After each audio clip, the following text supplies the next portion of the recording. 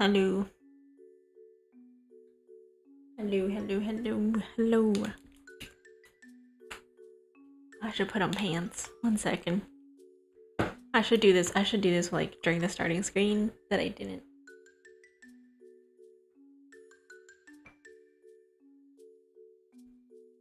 What?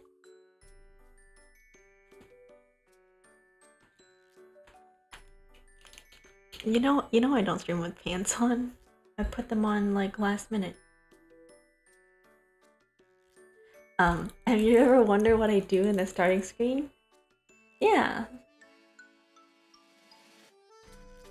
If you ever see me have the starting screen on, usually half the time I'm like basically getting ready for bed. I brush my teeth and stuff. Why no pants? Because I just took a shower. I get ready for bed before stream, so I take a shower and yeah.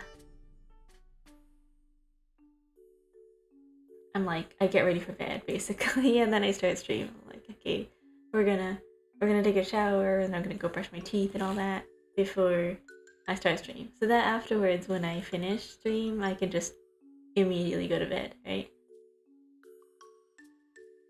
And it works. Like, it saves a lot of time because like there's nothing worse than finishing stream and then you're kind of like, I gotta go take a shower now. So I like taking a shower before stream. Same thing like why I have dinner before stream. That's why I stream so late, because I like to eat before stream. Cold or warm showers? What kind of crazy person does cold showers? I do warm showers. Although the thing is that my shower, like the one that I usually take a shower, I have 2 showers. The one on one side of like the house is like it is broken or something. It only gives cold water. So for the longest time I was taking cold showers and then I got fed up with it. So then I moved over, like when I was sick. That short period of time when I got sick, I was like, I can't do cold showers. So then I moved over to the other side, which has warm water.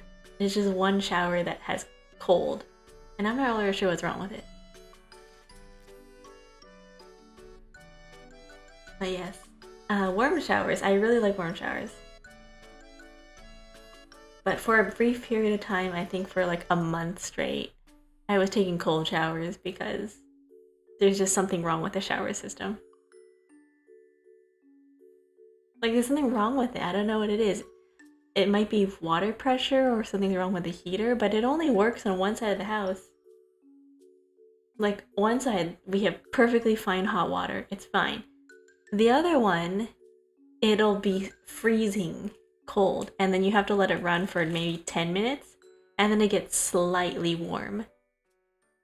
And then it'll get a little bit warm and then it'll be cold again after maybe 30 seconds. So I don't know what's wrong with it. And then if you flush in the house, if anybody uses the bathroom or like runs water, the water pressure drops. And I'm not really sure what it is. Like, you would think that flushing the toilet wouldn't affect the shower, right? But no, it does. Hello! Hi, Carson! Thank you for the resub for 2 months. At tier 1. Thank you! Yippee! Hello! How are you? Welcome. Today we're gonna be doing a little bit of chatting, and also we're probably gonna be playing a horror game. My friend told me about this game and she was like, oh, you should try this game. I was like, oh, cool, sounds fun. She didn't tell me what it was though. She was just like, oh, you should try this game, it's very interesting. I was like, oh, sounds fun. She was like, oh, it's very different. I was like, I don't know what this is about, but sure. I've been looking at the Steam page of it, the pictures and everything. I'm like, this might not go very well. It's one of those mascot horror type games, but it's a demo, so it's not the full version. The version that's out right now is what it is. It's like the first part of the game. It's a little bit like Poppy's Playtime. So it's like a puzzle slash exploration type game with like a little bit of what's it called? Like psychological horror. I was told that there's not really jump scares. I'm not really sure. I'm just going off of what she told me, and I'm not even sure if she played the game or not. But yes, it's called Giggle Land. Giggle Land. Giggle Land. Giggle Land. This for the land for Chads. Yeah, I was lying in bed a little bit earlier today, and I was like, well, not even early today, like just after I got out of like from taking a shower. You know when you get out of the shower and you're all nice and warm? I was like lying on bed reading fanfic, and I was like, ooh, this is really nice. And I was about to go fall asleep. And I was like, no, I can't fall asleep. I have to I have to stream. I had my computer all set up and everything before I went to go take a shower. Because I like to leave all my stuff on in the background a little bit, like maybe half an hour before I start stream. Because my computer likes to crash sometimes. Like, it'll crash OBS. It did that earlier. So I like to leave it running a little bit so that I know that my computer can get everything working and settled before it starts crashing on itself. Sleep stream, easy solution. Oh my gosh. I don't know if I would ever do a sleep stream. Sleeping, like, people who do sleep calls in general kind of freak me out. Like sleep calls or sleep like stuff like that. Not that, like I don't have any problem with like people who do it. It's just for me personally, it's kind of weird. Cause I don't know what I would, like it's not very interesting and I don't know what I would do. I don't even know what I would do in my sleep. I don't think I snore. But I do move around. Also, I don't sleep for very long. Especially on weekdays, it'd be like, oh, 2 hours. Hi. Hello, you're looking cute again today. Thank you! Hi, Val. Welcome. I can only see a use for like a multi-day subathon or something. I want to do a subathon one day. It is September, but I have school. Actually, oh, I have work too, so I can't. That would be fun. Maybe one day if I took like a week off or something. If I took a week off or something and then I just straight up streamed for 72 hours straight. Which I know you can do on Twitch, but you can't really do on YouTube. It'd probably have to be like 12-hour breaks. It'd be like 12 hours and then I stop. No, what was it? I think it's 11 hours and 55 minutes or something on YouTube, where they only allow you to stream for that long. No fishing today? Nah. Not today. Just swimming. Hello, welcome. Also, hi Val, how are you? Once you graduate, we can get a subathon? Maybe. If I'm no, well, I mean, I'd still be working. I'd have to take a week off or something, like a couple days, if I were to do that. Unless I do it on the weekend. That'd be insane, though. I'd be like up. What am I turning today? Horror game. Yeah, graduate school. We're not literally graduating.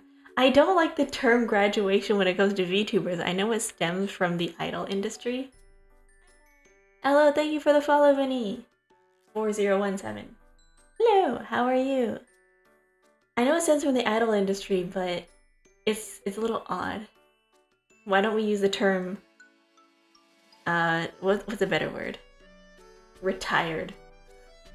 Retired. I panicked for a bit? No. That type of graduation. Yeah, guys. Just so you know, when I graduate from school, I'm going to tell everybody I'm graduating. I don't care if people freak out. I'm going to be like, I'm graduating and it's about school. I would hope that people know that I'm in school at that point. I'm just going to tell people I'm graduating. Bye guys, I graduated. In parentheses, from school.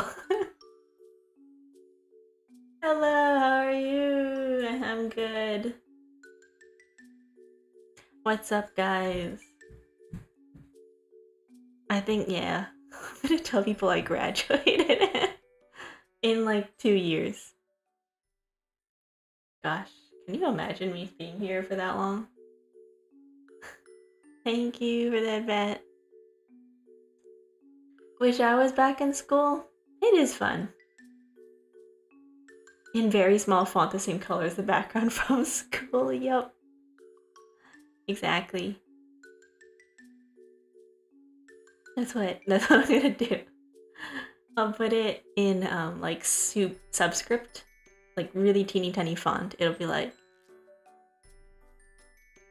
so cute that you're actually with the stream. Yeah, I have a lot of things. I have a lot of toggles. I have a lot of redeems.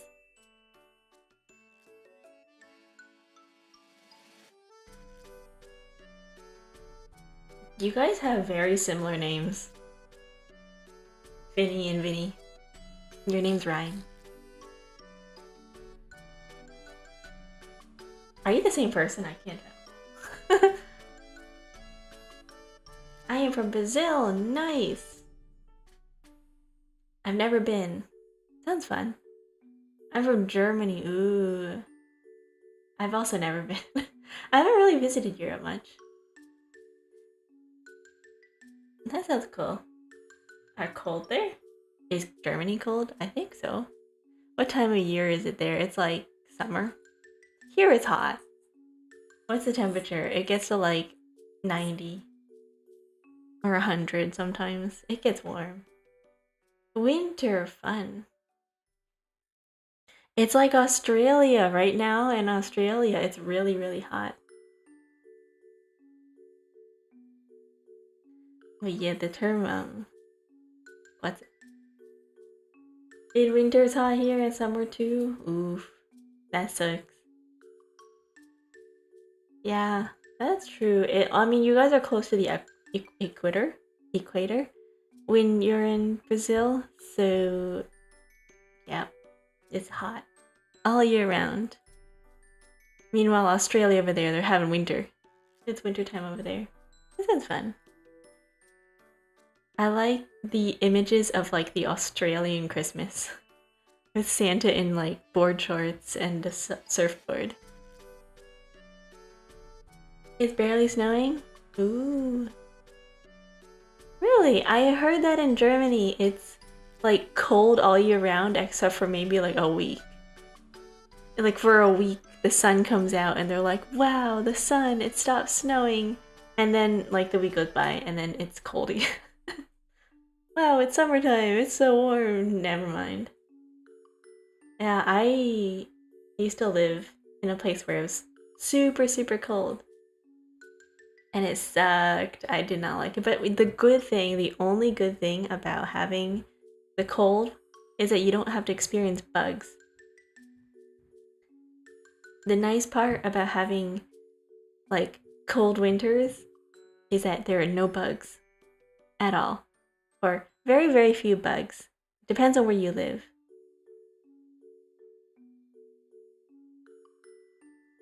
Hi, tired one, how are you?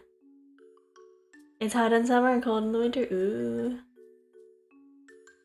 Hate summer, love winter, really? I like the fall. My favorite what's it called? Season, yeah, that's the word. I love the fall. That's my favorite season. Because of the holidays and Halloween. And like the weather. It gets like nice and cool but not too hot. It's really nice. Winter sucks? Yeah, winter sucks. I don't like going outside in the cold. And then in the heat, in the summertime, it gets too hot. And then the spring, you gotta deal with pollen season. So, you really don't win. Nothing is like good. The only thing that's good is like fall. Tired, need sleep, I love winter, no bugs, and all you need to do is wear more clothes. That's the thing too about summertime is that versus like summer versus winter, right? In the summertime, if you're hot, what can you do about it? You can't really do anything about it. Like you can get a fan, but if it's like super hot and there's no electricity, what can you do? You can't take off your skin. Meanwhile, in the winter, you can always just get a blanket or put on more clothes. I gotta shovel snow and walk for hours in the cold. Oof. I used to bike to school in the snow, and I have lots of moments where I've had my life flash before my eyes because my tire hit like a patch of ice and I would just go sliding. When I'm on the road, I was like, into cars. And then nobody else would do that. I'm the only person in the wintertime biking. And I figured it's fine because I'm biking in like along the paths where cars have been. Like I'm not on the sidewalk, I'm on the road. And the cars kind of get rid of the snow on the road for you in the morning. But sometimes they do hit a patch of ice or like a patch of slippery and you're like, ooh. And then you do this skid thing and then your bike like swerves to the side and you almost fall over. Good thing I have very fast reflexes. Love winter, I like to stay indoors playing video games or sleeping. That's true. Nothing hits the same as staying indoors and like watching the snow fall when it's nice and warm inside and you're like, ah yes. Like the song, right? Ooh, the weather outside is frightening, but the fire is so delightful. I love sweaters, the comfy kinds, and the one where some woman wore with lines. Oh, the cable knit. There's a buoy in my head. It's my hat. This is my hat for today. Next time you'll probably see this around my neck. This buoy is moving all over the place with me. It's just part of me now. I just have it. It's fun. It's nice. It's cute. It's my hat. I couldn't figure out where to put it today, so it's here. The sun is a deadly laser. Person currently in winter, I had 25 degrees Celsius. Nice. That's lucky. Actually, that's not that bad. What do you mean 25 degrees Celsius is winter? SPY? Sat my century? What? What does that mean? That's not winter, that's summertime. 25 degrees Celsius is like... That's pretty warm, that's like fall weather. 25 degrees Celsius is... It is when you live in a desert? Oh, maybe. 25 Celsius is like 75. Yeah, that's not hot. That's not cold. That's not cold, that's like hot. What's a nice temperature? What's a nice temperature? I really like 30 degrees.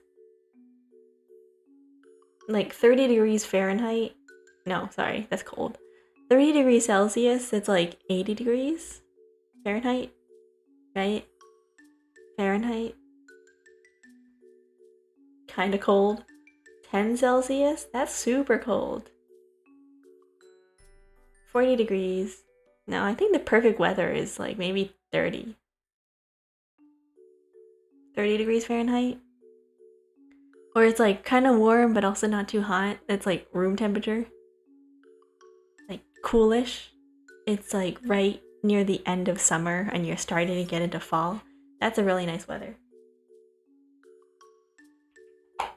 Maybe 15. That's like super cold though.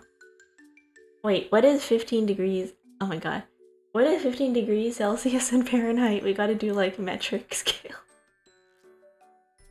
60 Fahrenheit? 16 Celsius? Wow. Oh wow. 80 Fahrenheit to Celsius. 80 Fahrenheit is like 26 Celsius. That's not that bad. Is that hot? Is that cold? Not the freedom units, yeah. Unfortunately, for hot weather, I have to use freedom units. For cold weather, I can use Celsius. I think VTubers is really cute, but I'm a man and I'm afraid people will find out and think I'm gay or something. What's the correlation? Yeah, what do you mean? Is it like, do you live in a community where they're like, oh, VTubers, you must be an old man behind the avatar, right? Is that still something that people believe in, where they're like, oh, you watch VTubers, they must be secretly guys?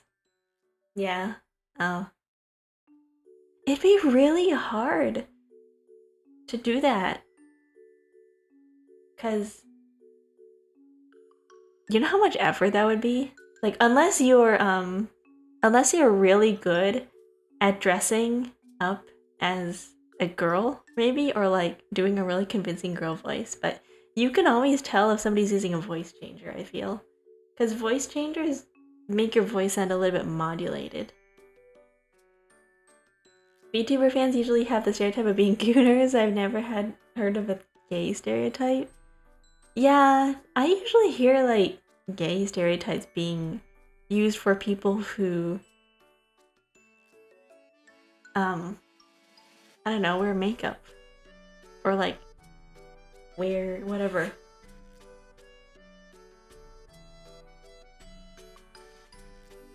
My mother thinks that behind the VTubers are a 4-year-old man looking for children. That's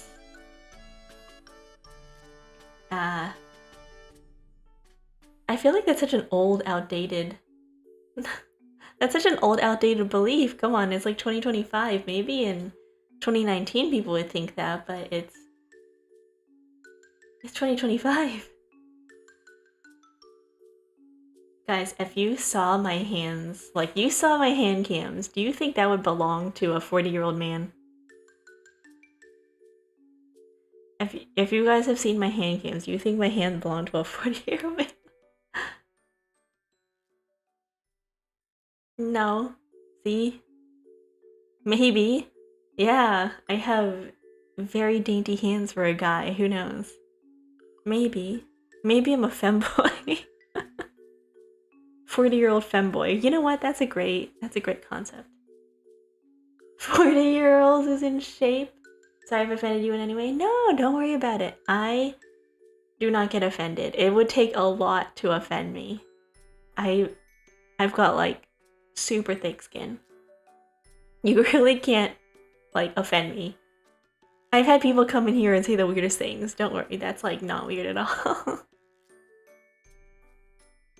If there's like 4 sets of hands we see that you have, then maybe. Oh, true. Maybe I stole hands from somebody else.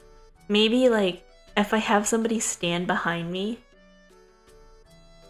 If I had a sister or like, I don't know, my friend. If I had a girl who was a friend stand behind me and then I have her stick her arms over my shoulders and pretend to be my hands like a dog. Spider kill? Yeah. Stole hands? Is this a JoJo reference? Yeah. This is a JoJo reference. No, like, if I had somebody stand behind me, you know when people would do this thing where they would put their dog in a sweater and then they would like hold their dog underneath the sweater and then they would have their own hands sticking out of the sweater? So it's like some weird like dog head human hand thing. Have you ever seen those videos? And then they like use the hands and they put the dog at the dinner table and they try to like feed the dog with their hands and they can't see a thing. Those were strangely funny. They were. So I'm just imagining that. I'm just imagining that, but with like hand cams for VTubers. Like, hey guys, I'm gonna be doing a hand cam. And then all you see is like somebody standing behind me and I have to communicate with them. I have to be like, do this weird mind twist, like turn like thing. Where I have to be like, okay, so I'm gonna be one talking and then they have to be the one to like grab stuff. And then be like, imagine trying to do that while cooking. It'd be so bad. I'd be like Ratatouille. Do you play Souls games?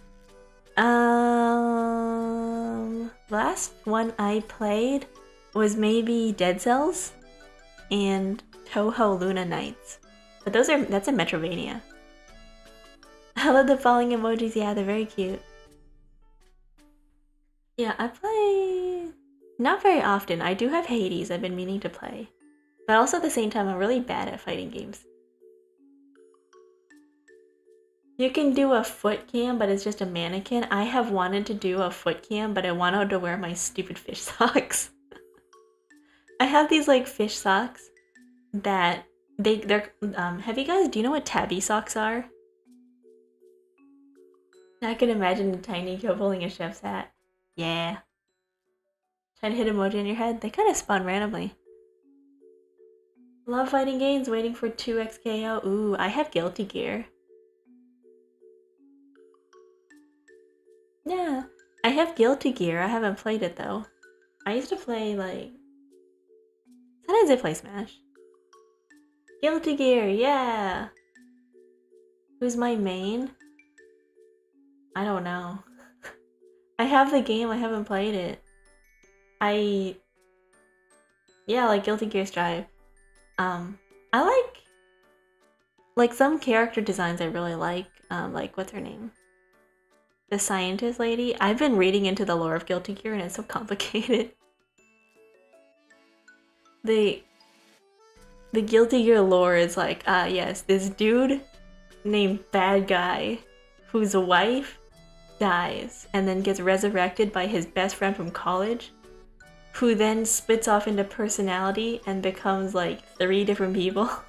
One is a robot, one is like the same original body but she lost her memory, and then the other one is like her past life self who came from a different world. And it's like, what is going on? I like Jacko. And who's the other one of the wife? I forgot her name. There's like 3 of them. There's like Jacko, there's the blonde lady. Very cool. I love Hot Cocoa, that's actually good. Also women in winter clothing, oddly enough. Also, Lego Star Wars. Ooh. You guys would not enjoy my hot cocoa recipe. Probably not. Was it Hitman? Ninja Weave goes brr? Yeah. I love God of War 2. Ooh, I have not played. I only have God of War on the PS2? PS3? No, PS3. Oh my god, not PS2. That's so old. PS3. Elfet. Yeah, Elfet's cute. Elfet and... What's her name? I forgot her name. The girl with like the really big anger. It's insane for a game about slapping around your friends. True. May. Okay, yeah. Yeah. All the women are very hot. They're very cute. Although the lore is weird. Like, there's this one dude who's in a bed. And then it's like the sister of the guy in the bed. It's so weird. Don't go PS2 old, that makes me cry. I'm sorry, but it kind of is. It's like vintage. When did it come out? Let me look it up. Totsugeki? Maybe. Then he becomes the bed. I'm very confused. Yeah, he is the bed. PS2 came out in 2000? Oh my god, that is old.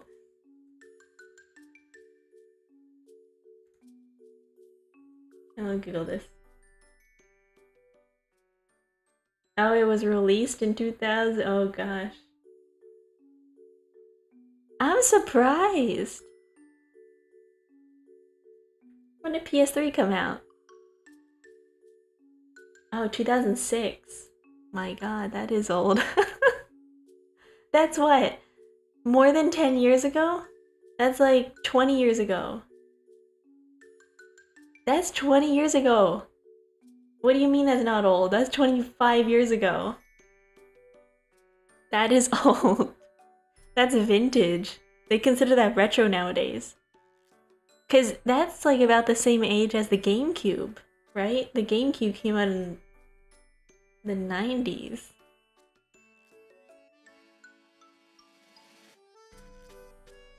I have a Wii? Yeah, I had a Wii. It came out in 2001, see? The PS2 is about the same age as the GameCube.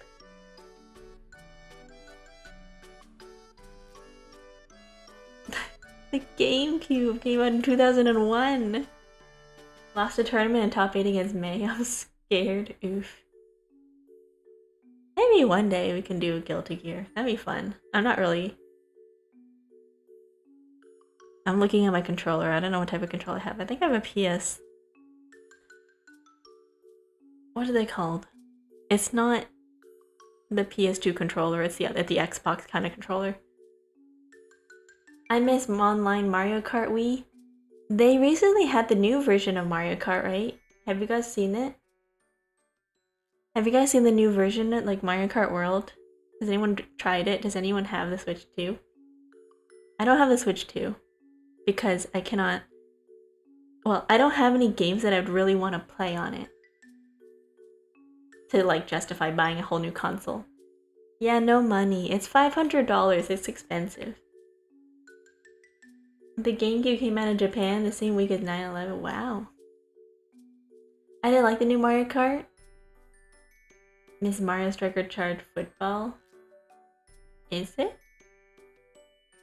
The only games I remember playing on the Wii was Wii Sports Resort, the traditional Wii game, the mini games with the fishing and the tanks, and then the baseball game. Like Mario Baseball, Mario Party, Mario Racing, yeah, Wii Party, and what's it called? What are the others? I think we also had Mario Party 8. We had the other Mario game on the Wii.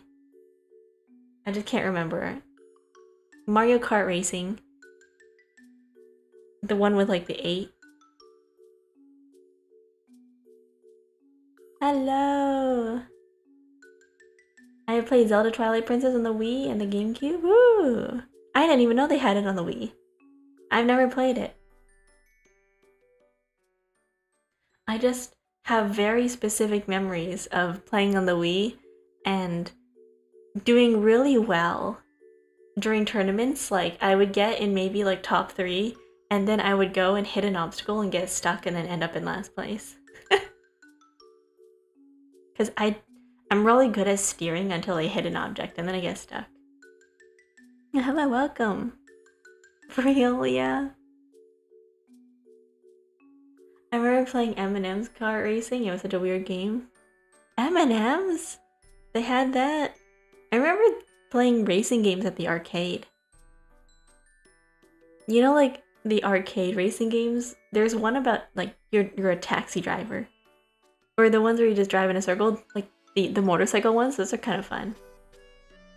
I think I was late, sorry. No worries. I think it's pretty late for you. You can go to bed. Have a good rest. Good night. Thank you for stopping by. Good night. Let me tuck you in. Good night. The sound effects, speaking of the M&M's on the track, was so weird. Do you guys remember the old Skittles commercials? Where the guy's like, everything I touch turns into Skittles, and then he's like at an office, and then he touches his desk, and the desk like just dissolves into Skittles. They had such weird commercials back then.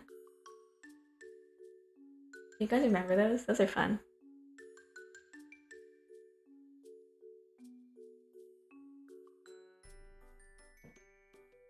I miss those. Also, we had, what is that game called? The monkey ball. What is that game called? Let me look it up. Monkey ball game?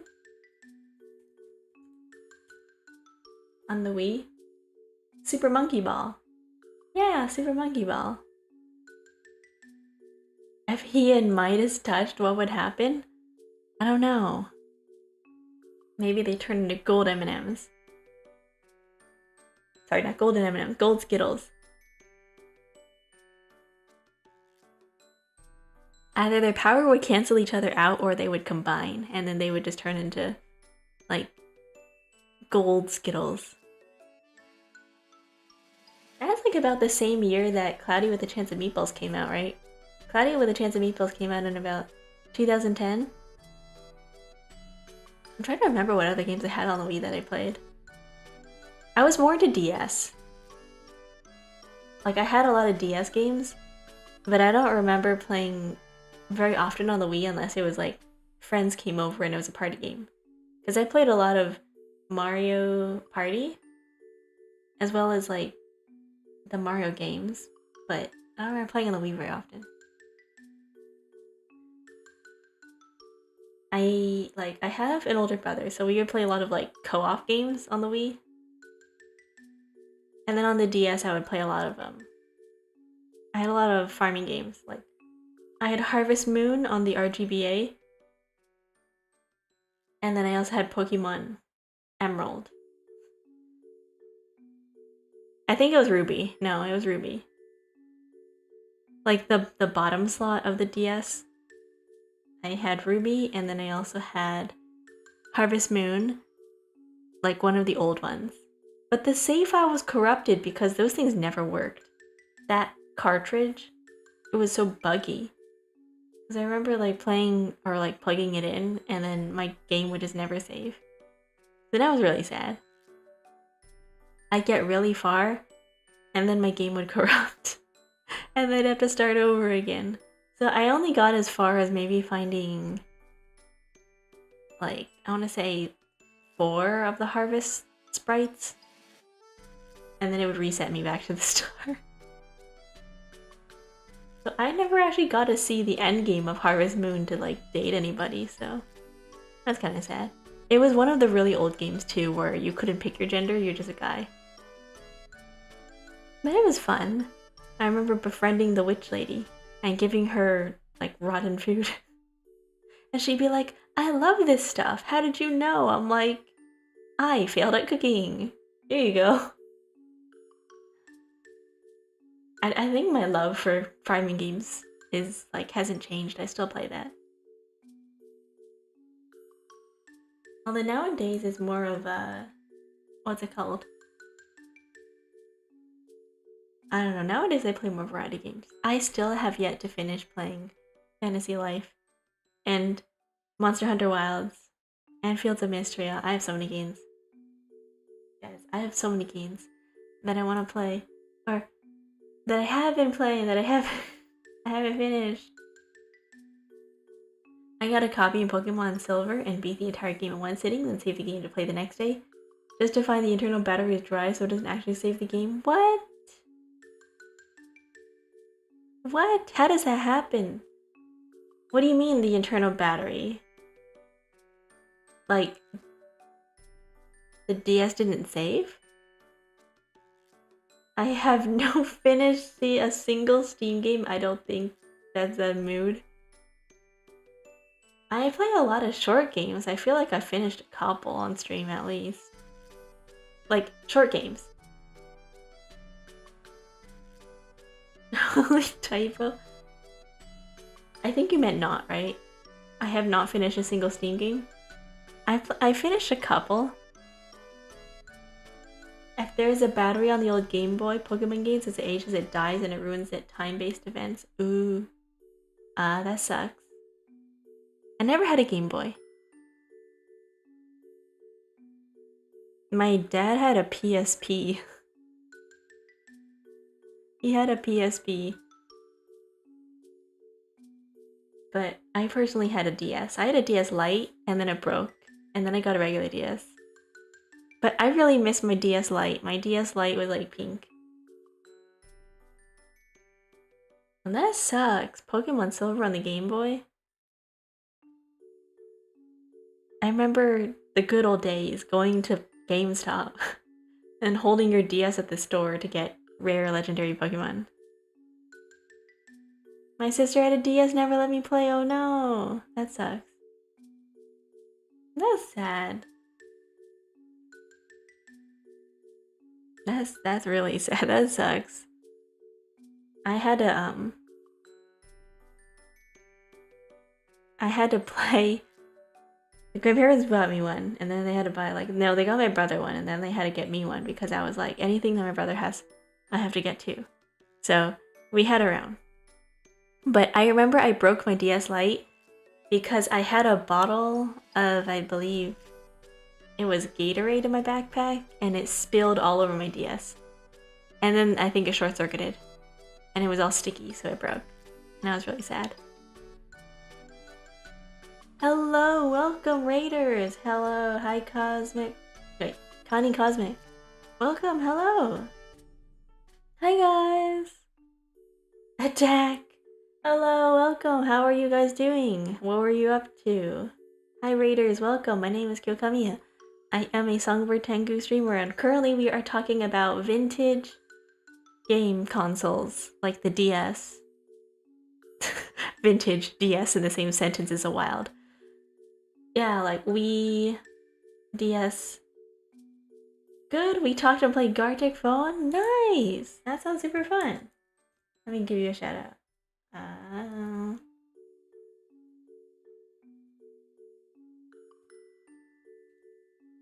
There you go. Fun! That sounds really fun. I hope you had a good time.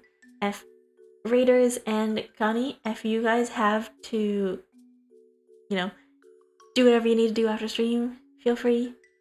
No worries. I hope you had a good stream and, you know, get some water, get some rest, get some food, whatever you need to do. Bathroom break. Your mom's so cute, thank you! Played Monster Hunter on my 3DS, that was fun, oh my gosh. I play Fantasy Life on the 3DS, and that is my favorite game still. To the point that, like, when the moment that they announced Fantasy Life 2, The Girl Who Steals Time, I was like, I have to get it. I have to buy the game. I love Fantasy Life, that's my favorite game of all time. Thank you for the follow, Connie! Hello! DS Vintage, I still have one, and I have an Atari. Oh my god, that's old.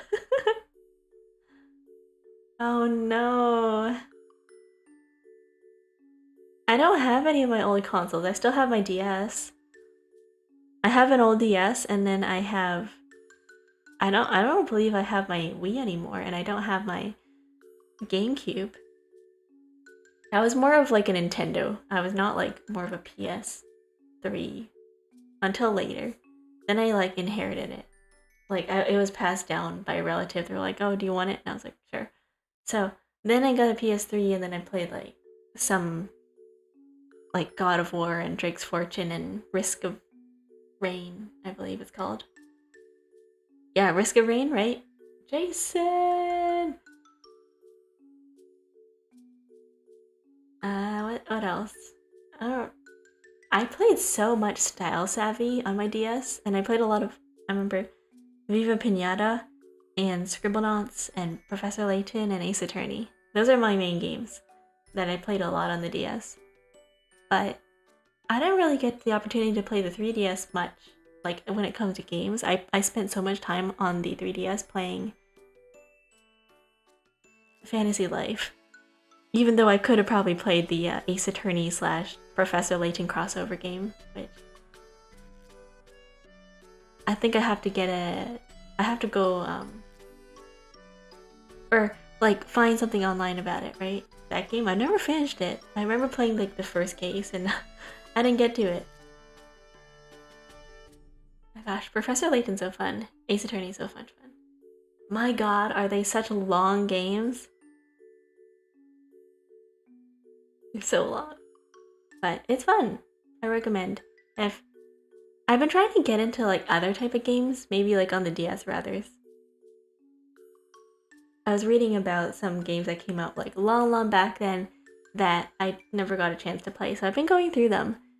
One of them called, I believe, 999? 9 doors, 9 rooms, 9 people, or something like that. 9 hours, right? I think. It's from the creators of... Night Gurus need Z's? No worries, good night, go to bed. Yeah, 9. It's by the same creators as iSomnium Files, if you guys don't know. They also made the Zero Escape games. I think they're known for the Nonary games too. Zero Escapes at Nonary. the nunnery games, because of their whole like escape room kind of thing.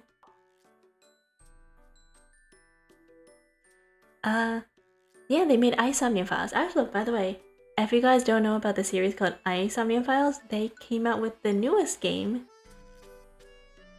There's like a third game in the series. It's supposed to take place in between the first game and the second. So before the events of the second game, and like somewhere after the first game. And it kind of fills in the lore of the story and kind of fleshes out the characters a little bit more. So it's more of a experimentation on the mechanics of the first game, and it plays around with the mechanics of the second game, where you go into people's mindscape slash things and you try to discover their how their brain works. It's really cool. I really want to play it. I played the first and second game on my own time. I might play it again, maybe. It is really fun. Thank you for the follow, Finny, and thank you for the follow, Nanashi Otaku. Welcome in. Welcome. I was going to play a horror game, but we're just chatting for now. So if you guys came for the raid and you want to stick around, I'd be very happy. But if you need to go to bed, feel free. I know it's late for a lot of people. For me, it's like almost 1 a.m. Yeah, it's almost 1 a.m. And I stay up late because, you know, it's like Friday, and this is the only time that I have during like normal week. Is like I like to consider Friday nights and maybe Saturday sometimes the days that I get to sleep in. Like I get to sleep in and I get to stream as long as I want to. I call them my game nights. It's almost 1? Yeah, it's almost 1 a.m. It's 12:40 for me. Same here. Yeah, do you see my my clock up there? It's 12:41. It's almost 1 a.m. 6:40 in the morning. Oh my god, why are you up? Did you just wake up or you've been staying up all night? I find that a lot of people who come into my streams are people who have really bad sleep schedules and they're just up at insane hours in the morning. I come home from night shift. Ooh, oh, that's... Do you enjoy it? Do you enjoy like working night shifts? I can't imagine doing that. Like, I feel like it messes with your sleep schedule a lot. Like, your sleep schedule is kind of ruined after that because you have to try to sleep during the daytime. Ooh, that reminds me. I read a manga once about this like salaryman and a host club worker. And basically they have the complete opposite schedules. So the host club worker, his day starts at 6 p.m. and then he stays up all night doing like escorting and doing like dating services and like doing after parties and all that, and going to like bar hopping and with clients. And then at 6 a.m. he goes and has like breakfast and he goes to bed. And then the salaryman wakes up at 5 a.m., has breakfast at 6 a.m., and then goes to work at like 7. And you know, they work throughout the day. They get home at 10 p.m. because they do overtime. They're like a really tired salaryman. They go to bed at 10 p.m. By the time they go to bed, it's like 1-ish. They sleep for like 4 hours. They wake up at 4 or 5. I was like, dang, these guys do not live healthy lives. I enjoy the extra money I get from night shifts. Ooh, fun. I don't have a sleep schedule. I freestyle it. Yeah.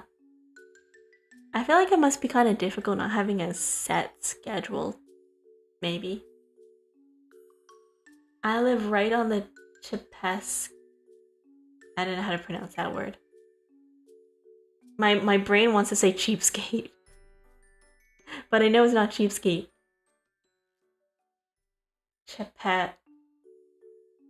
Chesapeake. There you go. Yeah, Chesapeake. There you go. I don't know where that is, but cool. Yeah, EST time zones for everybody. I'm in EST too. So being an EST is, different.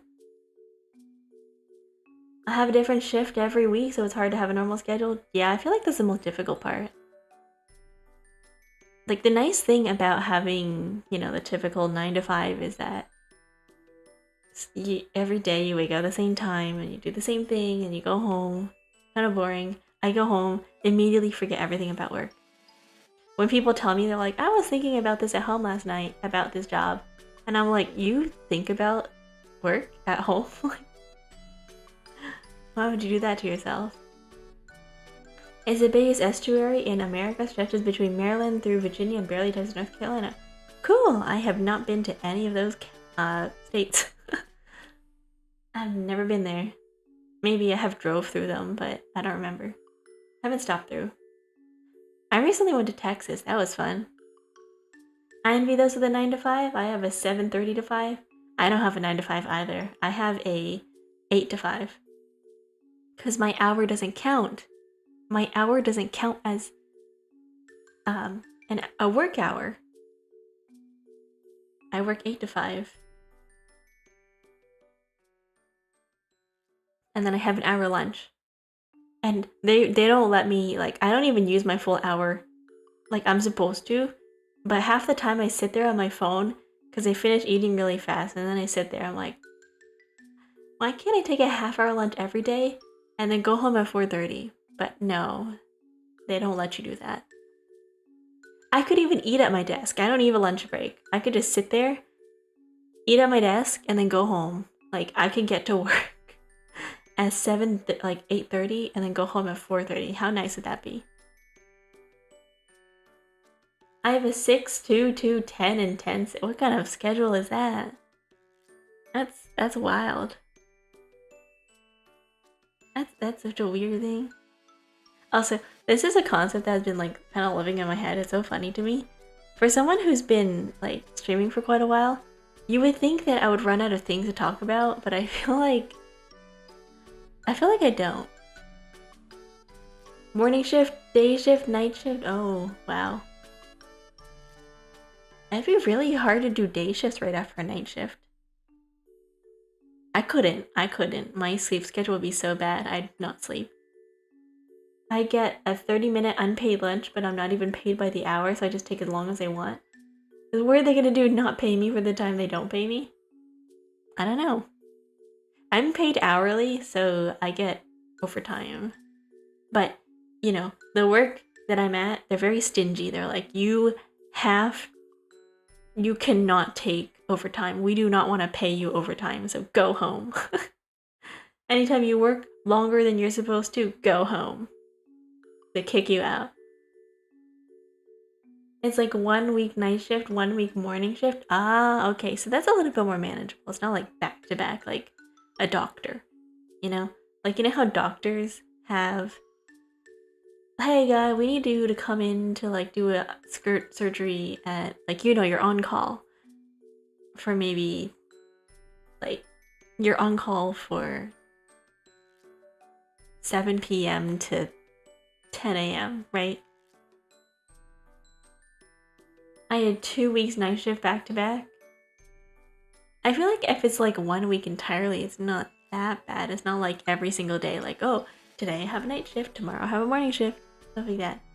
If it's changing a little bit, it's okay. I feel like it's I don't know, it's manageable, I would feel. But it's not consistent. That would drive me crazy. Like, when I used to work retail, when I used to work fast food, I had very unstable working hours. It'd be like, oh, some days they'd want me to come in on Friday, sometimes they want me to come in on Sunday, sometimes they want me to come in from Friday to Sunday. And so every week it'd be like, okay, what does my schedule look like? And then having to change plans around with friends because they're like, hey, when are you free? I'm like, I'd have to check my schedule 2 weeks in advance. I think I'm free on Saturday, and then, you get a last minute message from your manager like, hey, can you cover this shift? And you're like, no, I can't. So the fun joys of working retail. versus, I don't know, having a more stable schedule and being like, yay, I'm free after 5. The thing is with being free after 5 is that normally after you work 8 hours, you're like, I want to go home. I want to go home and I want to sleep. People who can have lives outside of working and then they're like, yeah, let's go partying after work. Let's go on dates. Let's go do stuff. I'm like, how? How do you do that? That's insane. Yeah, I don't want to do anything after work. Same. Yeah, like, I want to go to bed. I mean, the fact that I stream after work. I do school or I stream, so that's what I do. But I couldn't imagine going out anywhere after work. Like, if somebody asked me, hey, do you want to hang out? Do you want to, like, you know, go to a restaurant, go hang out, go have fun, maybe go bowling after work? I'd be like, hell no, I want to stay home. I want to go lie in bed for 5 hours. I want to lie in bed for at least like 3 hours, right? After work, just pass out. That's what I do. I take a nap. I almost fell asleep today, but then I woke up. I was like, I have to stream. So I'm here. But it's fun. I do enjoy streaming. Like, the moment I sit down to stream, I'm awake. I don't think I've ever fallen asleep on stream before unless it's like... Unless I'm really tired.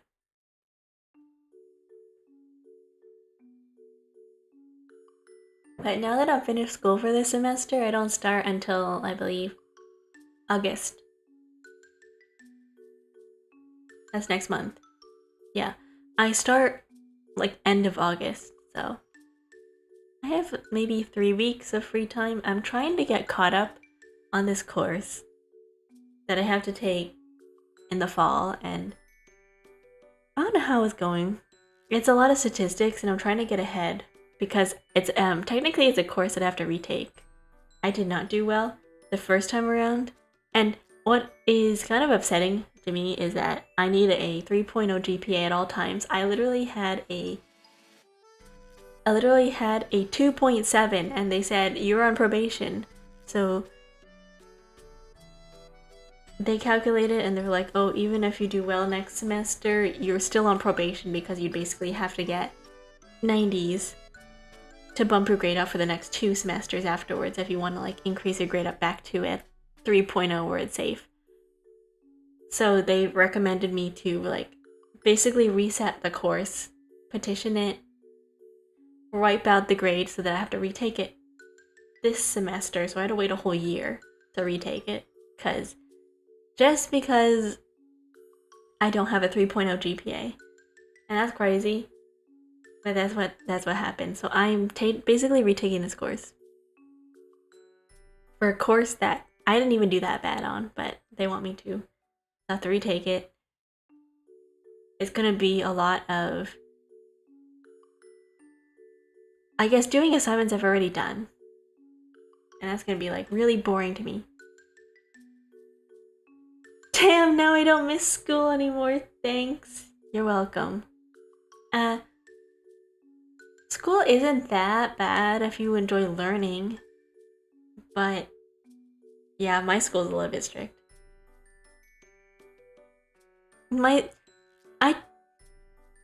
You were here last week, but last week my professor retired 3 weeks before school, like the last class ended. He retired. I had to find out through his LinkedIn post because I had to stalk him online. I literally Googled online. I said, what happened to this professor? Where'd he go? I look, first post I see on Google, his LinkedIn. He retired. This dude retired. I'm like, what? This course is still ongoing. The last day isn't until like next week. What do you mean? He gave up. The last assignment I submitted, he gave up on grading. He gave everybody 100. That's why college sucks. It's a bunch of unneeded bureaucracy making students' lives harder. True. It's a lot of what do you call? A lot of academic policy and like righteousness, and you pay a bunch of money for a piece of paper and then they make you like abide by a bunch of stupid rules. I only enjoy learning if it's something I'm interested in, which wasn't the case in school. Yeah. I mean, I always find something about an aspect that I'm always interested in. I can apply my interest to anything. Giga Chad, I was so mad. I'm trying to contact him about like an assignment, and I find out that he retired in the middle of the course. Like, my god. How? I had to find out through a LinkedIn post. He didn't even tell us ahead of time. And I know he didn't put any effort into grading because I got the marks back after I submitted it like 3 days ago. And he gave me 100 on both assignments that were due, like one was due the week before, the other one was due like 3 days before. He got our grades back immediately and I got 100. I'm like, dude, I know the work I submitted was not worth 100. This was not an exemplary paper. He wanted 15 pages of essay. I gave him 10. How do you know it was a willing retirement? Because in his LinkedIn post, it was like, I am so happy to have spent the past 10 years of my life with this school, blah, blah, blah. I have grateful for the opportunities and the friends that I've met along the way. Like, it was basically like a graduation, like, goodbye speech in a LinkedIn post. I don't know if it was a willing retirement. Like, he could have wrote that, for all I know, just to, like, you know, a pre-written statement. Typed it while having a gun to his head? Maybe. Who knows? I'll never know. But I do know that the dean for that specific college that he's a part of, they got a new dean too. So I don't know what's going on with that department, but they're very unorganized. I had to call the dean trying to reach this professor, and then she didn't know what was happening. She doesn't have a phone number, she doesn't have an email, she just started. She was like, oh, IT hasn't set up my phone number or my email yet, so I had to find her at her old job, call that number, get sent to voicemail. It says, hey, if you're trying to reach me, contact me on this number. I call that number, get sent to voicemail, I leave a message, she calls back in an hour, calls back, how did you get my personal number? I'm like, you don't have a phone number on the school website, so I'm trying to contact you. Are you the dean? And she's like, yes. And I'm like, well, this is what happened. I don't know if they had an affair together. I don't think so.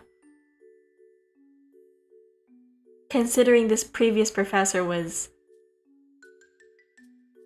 like in his 50s, in his 60s, I think he was at the age for retirement anyway. I don't think it was like for anything. I think he just left. I don't know if he has a job afterwards, like anywhere else, like at a different school, but for all I know, he's no longer working there.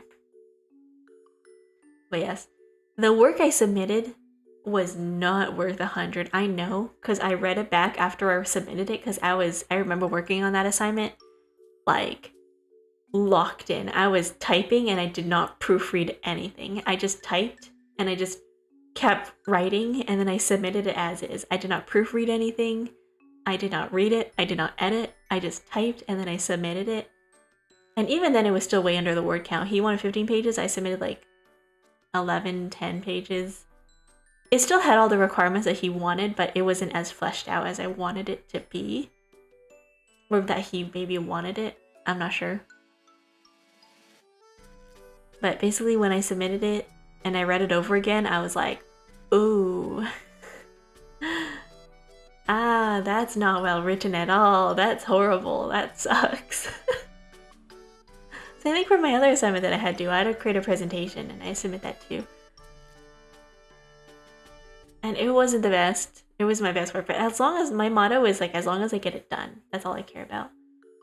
But the fact that he gave me 100, you know what? Whatever. Thank you for the 100 because that boosted my mark really high. That's nice. At the same time, wow. What a Chad. Just retire before you leave and then Who knows? I don't know. Maybe there's drama that I don't know about in that faculty, but as a student and you're trying to reach a professor who is basically unreachable because they're no longer there, it's very stressful. So I was trying to contact him about an assignment, he wasn't replying to me. The Dropbox closed, I was trying to submit an assignment, he wasn't picking up. I had to call like 3 different offices trying to contact him. And then finally he emails me back like, hey, your emails got sent to quarantine, I never got them. I just checked my email and I found them. I was like, what do you mean? This sucks. I hate it when I page counts on essays. Like, let me say what I need to say and not add an extra 5 pages writing nonsense because you want high schoolers to write 15 pages on Romeo and Juliet. Yeah, my method of essay writing was, like, I had 2 ways of writing. One is that I would get a piece of paper, I would draw like a mind map. Like, I would draw a circle, I would draw my main theme that they wanted you to write about, and I would write like 3 circles off of that, and I'd be like, okay, what are 3 main arguments that I can say about this topic? And I would just write them down, and then I would go and find supporting arguments for each of those 3. You know, like very stereotypical high school essay writing. When you write stuff for higher education, like, for example, like undergrad, graduate, master's programs, essay is very freeform. It does not have to be structured as a thesis. It doesn't have to be a 3-part thesis. It doesn't even have to be like, you know when they used to make you write essays in high school and it was like, gosh, what did they make you do? It was like the 3-part thesis where it's like, this paper will talk about the themes of love in Romeo and Juliet and will cover this, this, and this through this and this. And that was your thesis. Do you remember writing theses like that nowadays? Or not nowadays, but when you get to master's level or like undergrad or anything like higher education wise, your thesis is very vague and it can be a paragraph. Your thesis can be long. It can be multiple sentences. It'll be like, this paper will cover the correlations between this and this, and then this and this, and then also this and this. It will also examine this and blah, blah, blah. And then you can just keep writing. And then when you're actually formatting the paper, you could just go on and on about separate topics. You can just add spaces wherever you want. It'll be like, for example, let's say you're writing a study on the case study of energy drinks, right? This section will talk about the amount of like ingredients that go into energy drinks. The next one will talk about calories. The next one will talk about caffeine. The next one will talk about sugar content. The next one will talk about health related issues on like energy drinks. The next one will talk about this specific paper that talked about energy drinks. It, like, you can just go on and on and on. It doesn't have to be structured. It doesn't have to follow a specific storyline that they make you do in high school. It's just very freeform. Love me some Monster White. I've never tried. I have walked past so many of these outdoor demonstrations where people just sit outside on cars and they're like, hey, you want to try a Monster? And I look at them, I go, no thank you. Or I'd see people with a Red Bull truck and they're like, would you like a Red Bull? And I'm like, no thank you. Because it's very suspicious to me that you're offering energy drinks to people on the sidewalk. Makes me nervous. In my 1.5 semesters of a standard 4-year college, I would write my essay just by vomiting words into a Word doc for twice the word count and then trim all the stuff that doesn't make sense. It was a lot faster to write and I would get an 85%, but it's so boring. That's how I write too. I used to write everything by hand. If I got stuck and I was procrastinating, I would take my ass out to the garage bay. I would walk around the garage bay of the school campus. I wouldn't go in my dorm because I can't concentrate there. I can't go to the library because the library closes at 11. I'd be wandering the garage at 3 a.m. with a notebook and a pen in my hand. Just walking in circles being like, how do I connect this theme to this theme? What do I do? How do I write this? And I remember struggling so bad on this one course. It was an English course. I had to write something about, what topic did I pick? Something about fantasy, like fantasy literature, and I had to talk about and connect 3 different types of books to each other. That was a struggle. I remember I had a specific word count to reach too. They wanted 1,500 words, or about 3 pages, and I could not think of anything. I remember I had the first topic fleshed out, the second topic kind of decent, but then I couldn't think of a third topic that tied back into the same theme that I hadn't already repeated for the first and second. And my brain was just stuck. To the point where I procrastinated that assignment to the, way past it was due. And thank God my English professor at that course was super chill, because he did not mark me late on any of those assignments. He left the Dropbox open. He sent me an email like, hey, this assignment was due. Feel free to submit it any time before the course is over and I will grade it. And I will not take off any marks for lateness. And I was like, thank God. Because I hated that assignment. The other ones were easy. We talked about multiple topics throughout that English course. Like, one of them was fantasy, one of them, like, every week we talked about a different theme for English. So we talked about horror, we talked about comic books, we talked about, like, fantasy, we talked about nonfiction. It was actually a really interesting, engaging course, but writing for that course was a nightmare. I would always procrastinate, like, 4 weeks essay until 3 days before the due date because I needed the pressure of the due date to actually get work done. That's me. That's what I've been doing the past, these courses.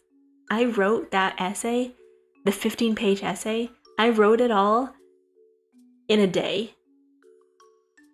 I did my research 2 days beforehand, dumped it all in an Excel file, and then I essentially had to Google summary what each one was. I read the abstract, and I was like, okay, what does the abstract say about this? And then I would just write down the abstract. And I had to skim through every single assignment, being like, what is this about? What is that about? I had to go through 33 peer review articles of their own literature reviews for that assignment. It was long. It was about global sustainability, and while the topic was very interesting, it was very interesting to write about. Writing that much for this essay was hard. But it wasn't that bad. I mean, considering that I know a future project that I have to do for my program, I have to write something super long. I think I have to write a 30 to 40 page mini thesis for my program. They're not calling it a thesis, they're calling it a graduate project. Welcome back, hello. Yeah, they're calling it a graduate project. I don't have to worry about it for another 2 years though when I graduate. So yay! I don't need to think about that. I was talking to my graduate advisor, and they were like, yeah, by the way, here are the things that you need to do, and if you want to graduate, you have this, mini graduate project, and then you have to go and do a work study. And I was like, I have to do what? And they're like, don't worry about it. Just know that you have to do it in the future. And I was like, okay. It's like that meme where the text post where they're like, what does the stock market mean? And they're like, don't worry about it. And they're like, okay, with a bunch of hearts. That was me. If that to your text goals are so much better.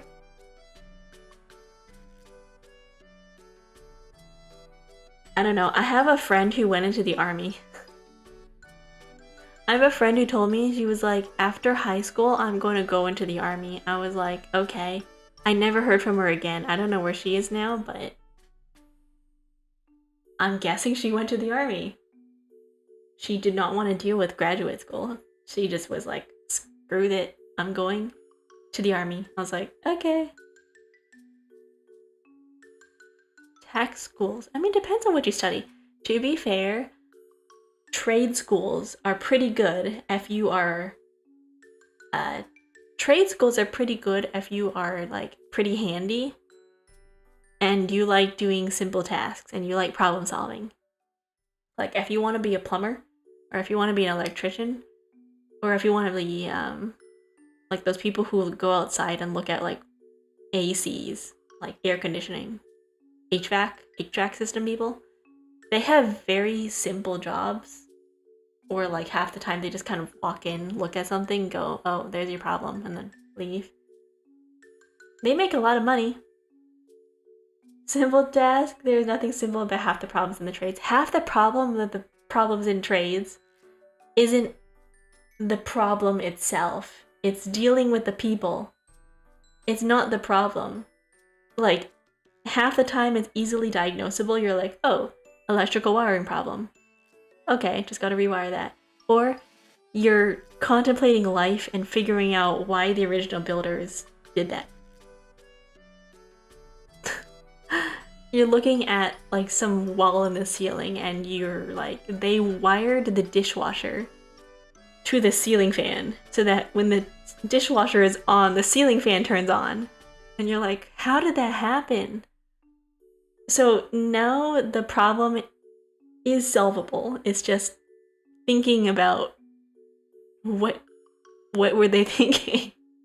Who the electricians were when they did that. DIY projects. That is the most cursed thing to ever come out of the pandemic. The global pandemic. People doing home DIY projects and leaving it like that.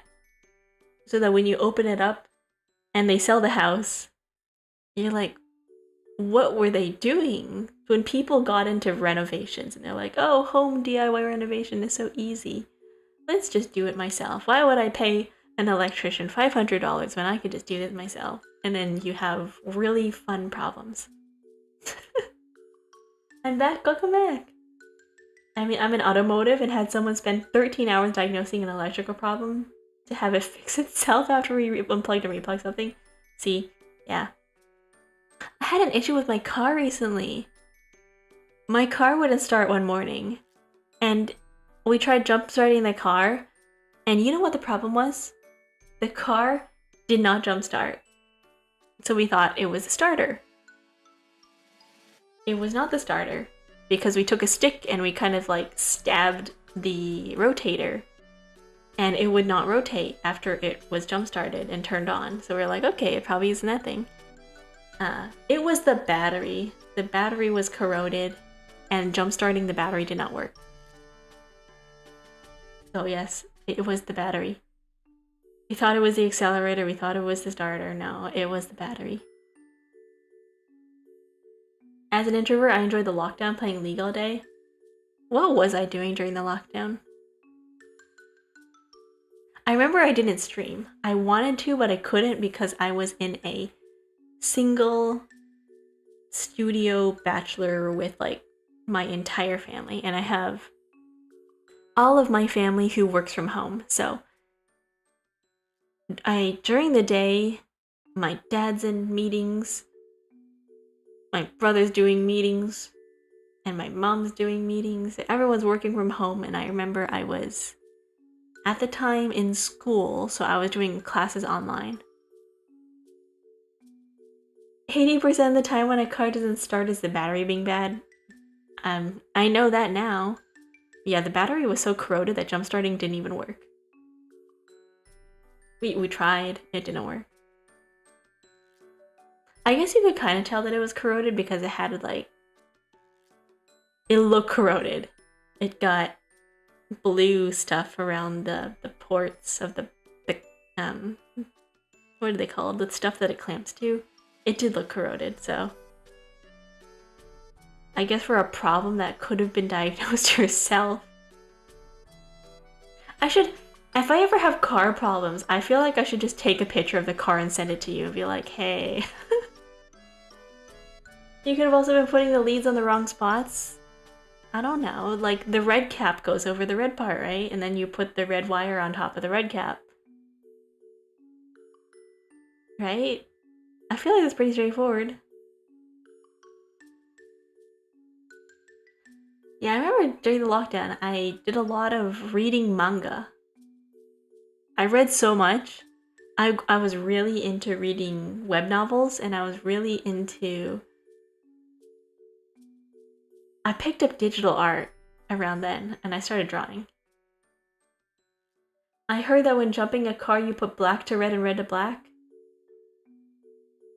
I think that would short your car. Is that true, Garson? Is that, like... I'm pretty sure you're supposed to put black to black and red to red, right? You put the colors where they match. I don't think it's the other way around. I mean, it's not gonna kill you, but... I'm not sure what it would do to your battery. I did a bunch of research on starting cars. Did you know that apparently you can touch the wire if you are starting your car and it's not going to kill you? Because the power that it takes to start your car when it's jump starting it is not that strong. Like, if you have a heart problem, don't do it. But apparently you can touch it. It's like what? 80? 80 watts? It's not that bad. It's not that bad. It's like worse if you were to touch an outlet, but it's like less than an outlet. Might kill you. I don't know. Don't take my advice. I don't think it would. Because they said that you can technically also jumpstart your car in the rain, and you would think that would be an issue, but no, apparently not. The only thing that affects is your visibility. But no, the electricity in the rain is not going to kill you too. I googled that. I was like, can you jumpstart your car in the rain? And it was like, yes, you can.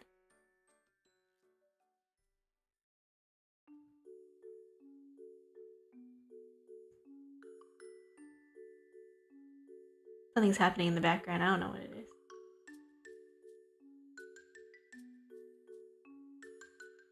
I'm just so happy to be able to sleep in tomorrow.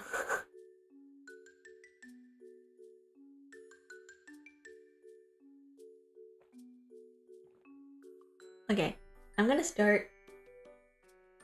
Let's go play horror game. Car batteries are low amplitude and very hard to hurt yourself on. See, you can touch the battery. You can zap yourself for fun. You can zap yourself for fun. Wait. I hope this game doesn't have too much jump scares, because I don't know anything about this game.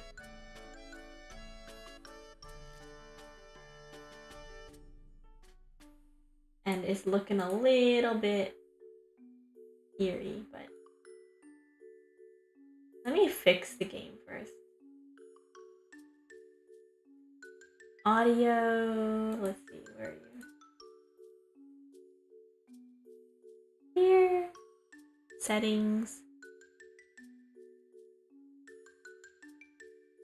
It's the little things, you know, sleeping in coffee. True. Except for EV batteries, which are easy to hurt yourself if you like sticking metal inside a battery. I don't know why you would do that to yourself. I've hurt my friend with a car battery. How? Did you, like, throw it at them?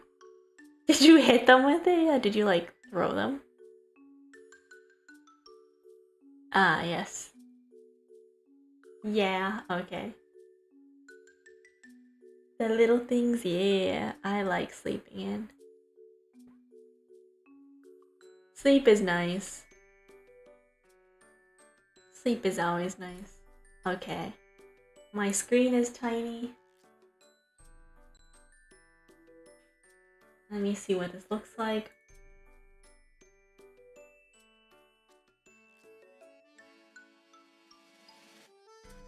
Alright, we're going to be playing a horror game. I was looking at playthroughs. I didn't watch the playthroughs, but I was seeing what the average time of this game was. It's a demo. I think it's half an hour. I actually don't know. We're gonna be playing Gigaland.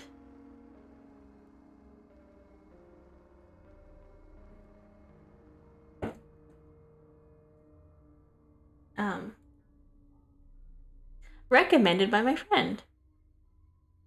It was like, you know what's a great game you should play? If you like psychological horror, you should play this game. And I was like, I don't know about that one. How was the audio? It's a little quiet, but that's because there's nothing happening. Look, I have streamer mode. What does streamer mode do?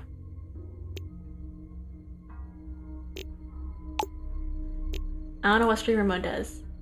Do I turn this on?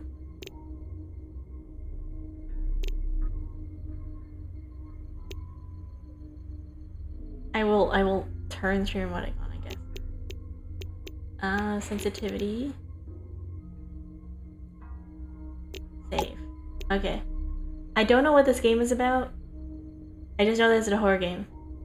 And the horror game is like mascot horror. So if you guys know anything about it, sure. I don't mind spoilers, but we will experience this and I will try. I don't do good with horror. Me too. I don't do good with horror either. So I heard it's not that scary. It's just spooky.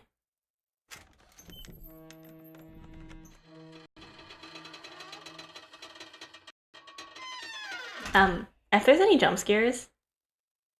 Oh, my computer is lagging so bad. Ooh, the worst thing.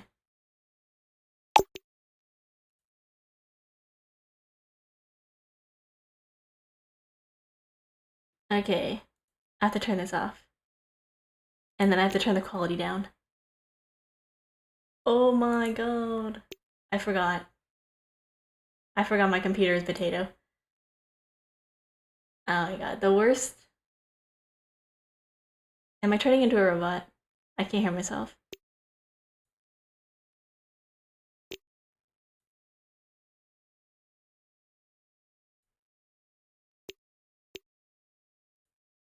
Oh, I have to turn the quality resolution to bad. It's so bad. It's lagging.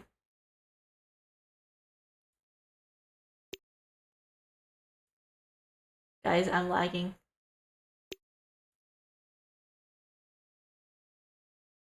Oh my god, it's chugging.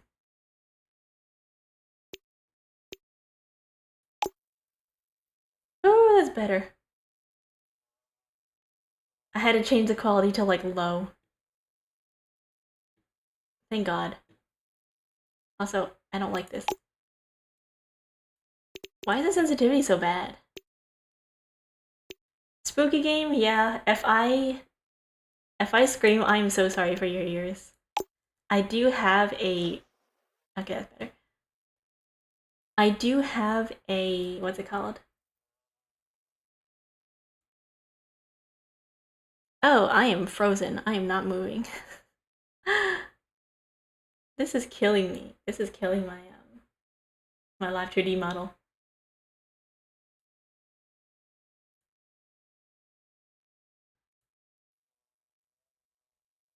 Okay, I'm gonna be a PNG, I guess. I will move at like 2 frames per second because of how apparently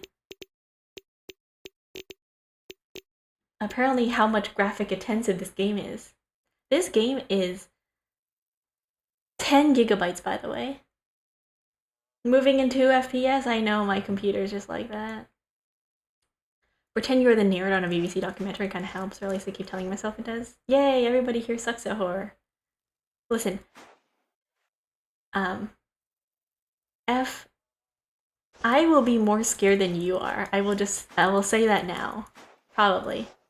Welcome, little farmer. Farmer Terry is in. Ah!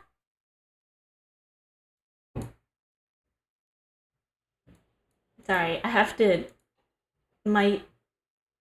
Holy moly! Why are you so high? That. I forgot. I put a gain on the game. Let me do this. I have to do this. Is that better? Oh god, I'm so sorry if that was loud. In need of your help. You need to restore the farm to its former glory. I fixed it. I put a limiter on it so that it's no longer like super dark, like super loud. It's important that all life on the farm is protected, from animals to plants to the children who visit. We care greatly for you all. On the farm, there are rules you must follow. Ain't got a potato PC? Yeah, I do. There's rules? Well, I guess we can't have. It's a pool donut. Yeah, it's a floaty. That's right. Let's make everyone happy now, shall we?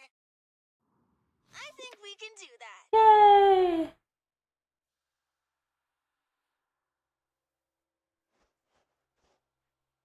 God, this thing is on low and I'm still lagging. Hold up. Let me check my task manager. I'm gonna see what I'm at. I need this on. Oh gosh. I am on 75% CPU and 99% GPU. That's not good. Can't have potato PC when you even got a PC? Oh no, do you have a laptop?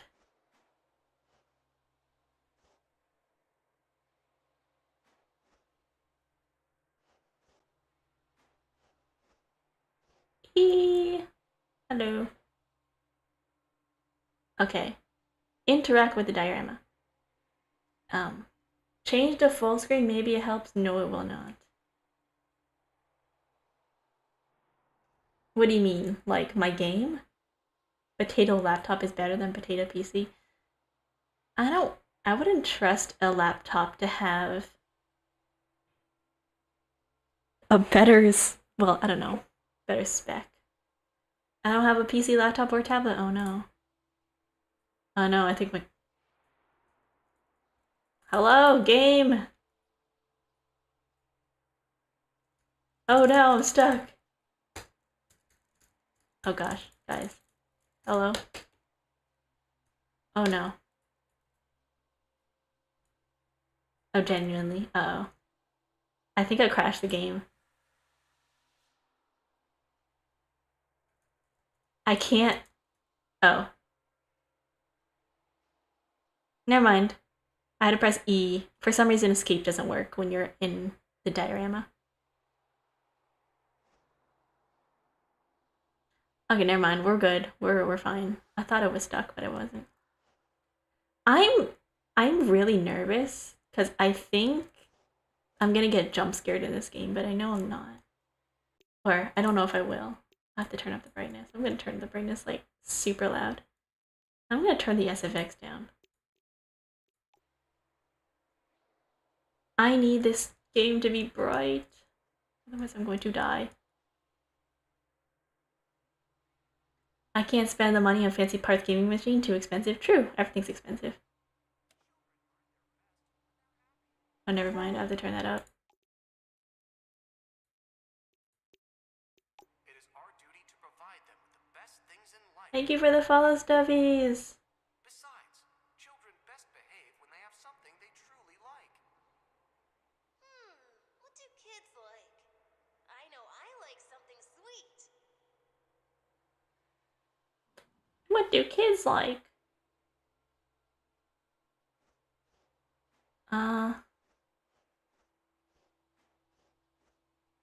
That's apple? Is that it? You know, you can jump in this game. Wait, it says find the sugar jar. Never mind.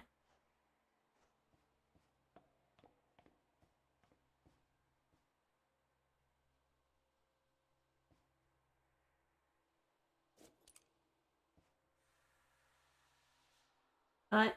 What? What is this? Only thing I got is an Xbox One from 2014? That's not that bad. terrific treats. I don't think that's it. God, I hope there's no chase scene.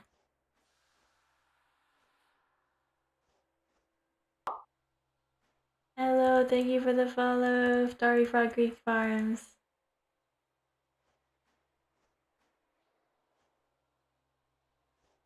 I don't usually play horror games. This is kind of rare for me, honestly. Oh, it's the same thing, okay. I can just pick up treats for no reason.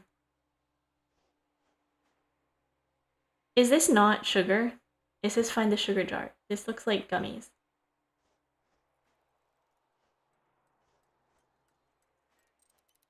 Hi. Hello. I don't like that sound. Oh wait, never mind. Are you guys robots? Hello? Sheep are herd animals. They always travel in a group. The sheep travel together to bond and communicate, share their food and water sources, and protect each other from unknown dangers.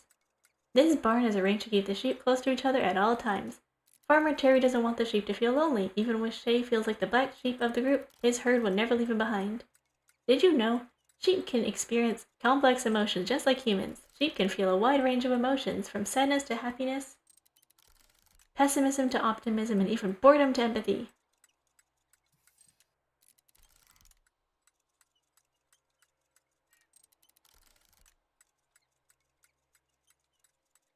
They're kind of cute. Although I don't like the fact that they're robotic.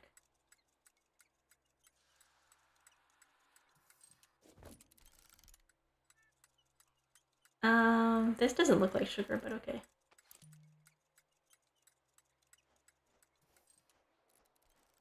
According to the diorama, this should be it. It looks like it. Wow, I wonder where'd I put it? Where? Hello?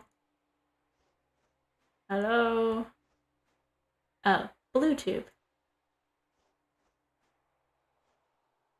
Blue tube. I can't see.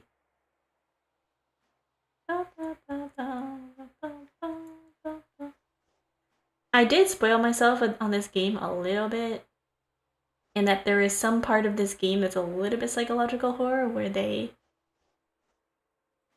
kind of go into your PC. I'm assuming that's what streamer mode is, but I really don't know how that factors into this mascot horror type game. I'm also very lost.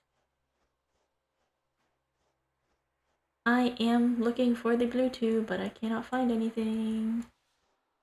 And all I see around here are these treats. At least I'm not gonna go hungry. Have you guys ever wanted to feel like the experience of being stuck in an IKEA? This is what this reminds me of. Getting stuck in the mall section of IKEA. Like, imagine being in the McDonald's playpen. Like the McDonald's play park and just getting stuck there forever. That's how that would feel.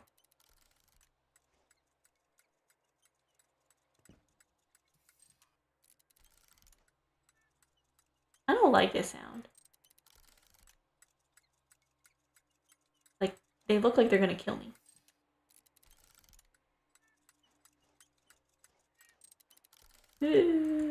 Hello? Oh, okay. Ah.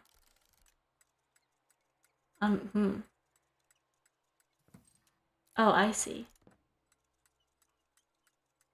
I see, okay. This is... I need this, probably. And I'm assuming that I need to take these jars and put them in specific tubes for each section. So this jar goes somewhere that leads to somewhere. Although it doesn't tell me where. I'm just gonna put that there. And then I'm assuming that I need all the jars, maybe 4. What's interesting to me is like the rise of the mascot horror type genre. Oops. I find it something that's kind of started to be a thing as of, gosh, what was the like Five Nights at Freddy's? Five Nights at Freddy's was like the pioneer. I mean, it's existed before Five Nights at Freddy's, but it has been around for a while.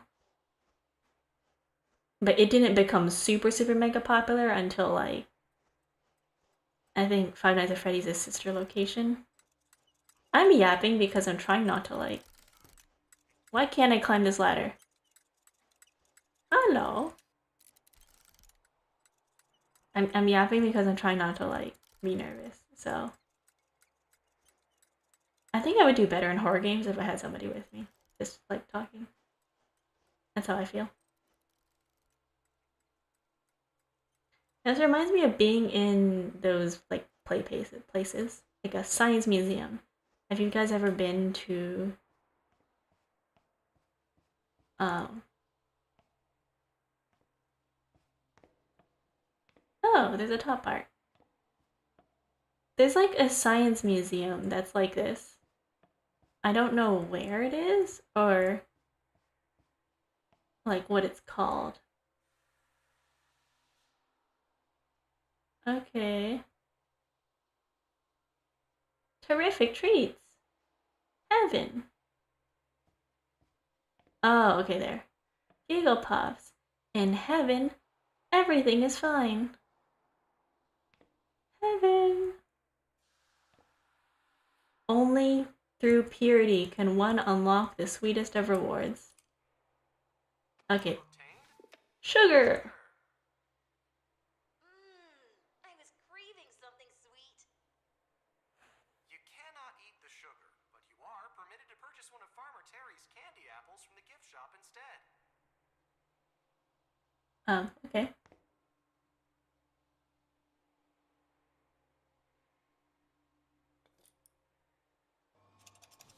Okay. Okay. Okay. Okay, let's go. Whee! You know what's the worst feeling? Going down one of these slides and like wearing shorts. Because then you stick to the slide, especially if it's hot outside, and that slide that you hear the squeak, it hurts sometimes. If you don't go down properly and your legs get stuck, you hear and you face the most embarrassing like slow slide ever in your life. What am I supposed to do? Oh, okay.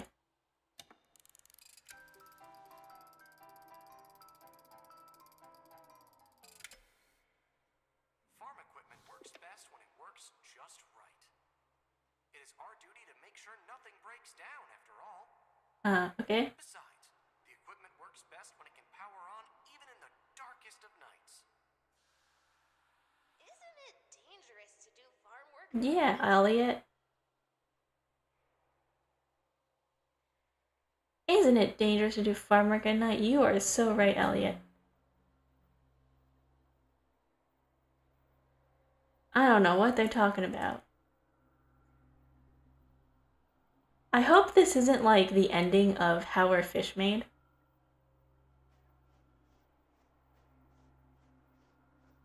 Have you guys ever played that game? There's a game called How Is Fish Made.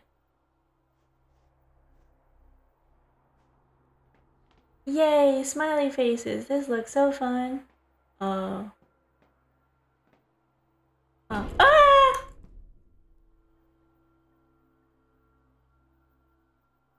Oh, I don't like that. Can I go back? This was closed off before, so I'm assuming this is where I'm supposed to go, but I really don't want to go. Oh, the door is closed. Nice. Guys.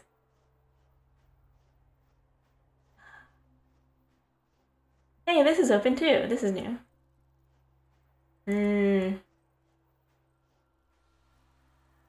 Oh. The sheep are no longer moving at the same time. That makes me suspicious. I don't like that. I don't like that at all. Okay, which one should we go first? This area? Or weird chicken farm? Should we go chicken farm? Oh, there's one up here. Ah!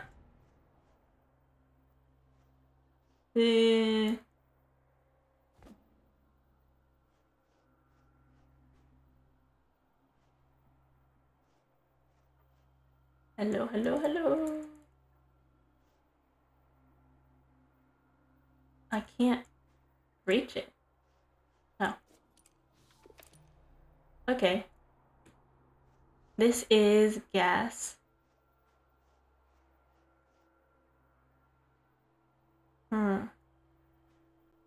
I need to put this. Look for the generator pipe in the storage room.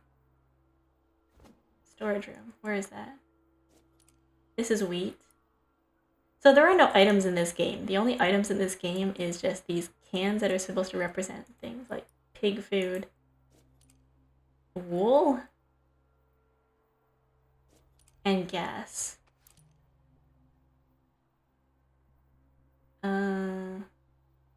I can't tell what's worse. Like the fact that it's just dead silence.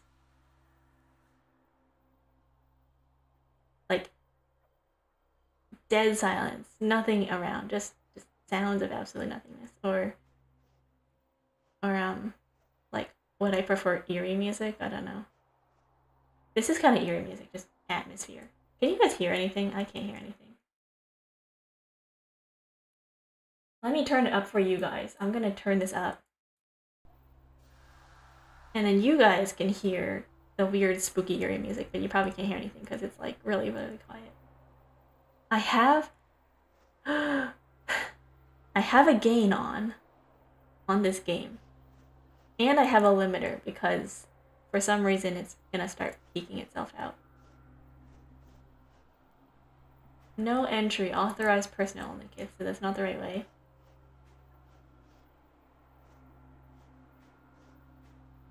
It says Harley Henhouse. I don't think that's the right way. That doesn't look like storage. Where am I supposed to be going? It says... That's the sheep farm. That's a barn. Is this it? This is the nursery. And I don't know. That up there is a sugar area. Maybe it's up here? Oh wow, that's eerie. This kind of looks like Slenderman. You like turn around and you're like, hey. I have to say, this story of Slenderman, you know when Slenderman is like, you're in the woods and you're supposed to find all these pieces of paper of drawings just nailed to trees. I like to imagine Slenderman as walking around just nailing things to trees with like a piece of paper and a nail in his hand, just like, they're coming. I have to nail this to the thing.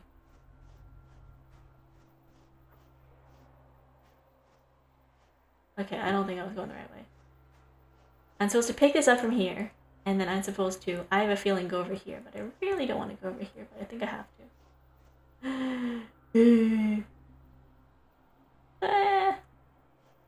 Sorry, I'm like a chicken. I have to, like, I just have to go for it. I just have to go. I guess if I die, I die. You know? I don't like that at all. This chicken coop is where Harley and Clark raise their baby chicks. The co-op coop, is like their house. It's warm and protects their little family from the dangers of the outside, like wolves and other predators.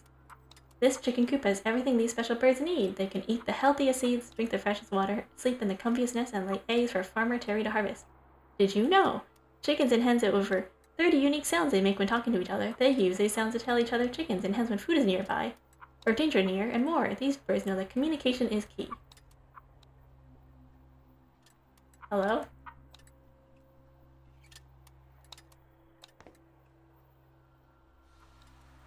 Hey, you wouldn't happen to know where the generator pipe is in the storage room is?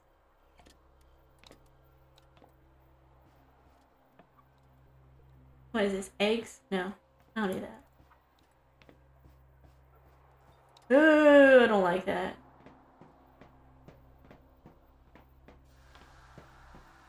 The lights are flickering. You guys need to check your electricity bills. You guys need to fix that. Okay, so that's not the right area. Storage. Here? This is a barn. Is this storage? Oh, hey, you guys, you're having problems. What happened? What happened to you guys in like the 5 minutes I've been gone? What happened to you? They are not having a good time, I'm guessing. I can't go up there. That's not the right way. I'm lost. I guess I have to go here. Or I can go up here. What happens if we go up here? Is this storage? Maybe. Dun, dun, dun, dun, dun, dun. Ooh.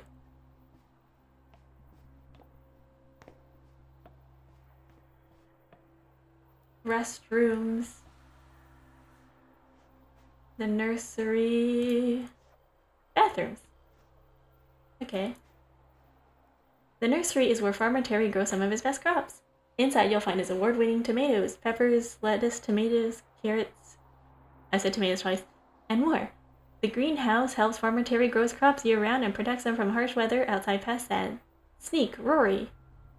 Farmer Terry is able to control the environment within the greenhouse to make it the perfect temperature and lighting for all his crops to grow ripe and delicious for all to eat. Did you know? Did you know? Since greenhouses make it easier to deter pests, farmers don't have to use herbicides or pesticides, which are chemicals that could damage the crops. Every single time I see something that says, "Did you know?" I feel like the urge to read it. This is a plant.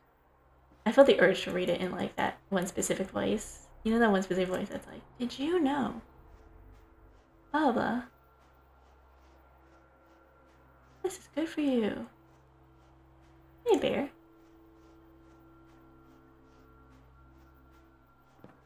No entry. Authorized personnel only. Wow, this place looks super sketchy as hell. I'm not going there. Maybe that's for later. Storage room. Where do I go? I don't think this is the way, but I'm going to go up here anyways.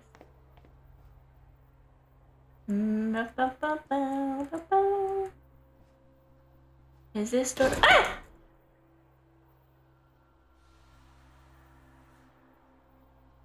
Hello? Hello? Oh, oopsies. E. I'm getting out of here. I'm getting out of here. I'm getting out of here. 5 million bottles of beer on the wall. 500 bottles of beer. Take one down and pass it around. Now you have 98. I don't know how to count.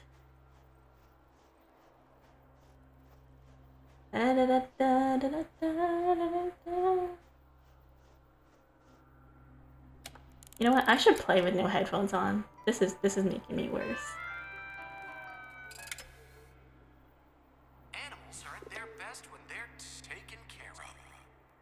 It is our duty to keep the animals from getting out, after all.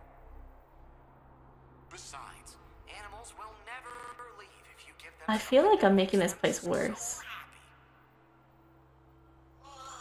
I would hate for an animal to get loose on our water. I don't like that at all.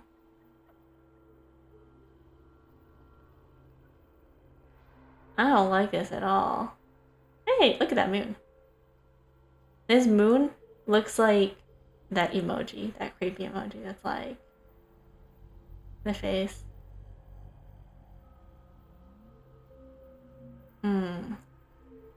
Okay, so the only animal I see around here are these fake mechanical sheep or those chickens.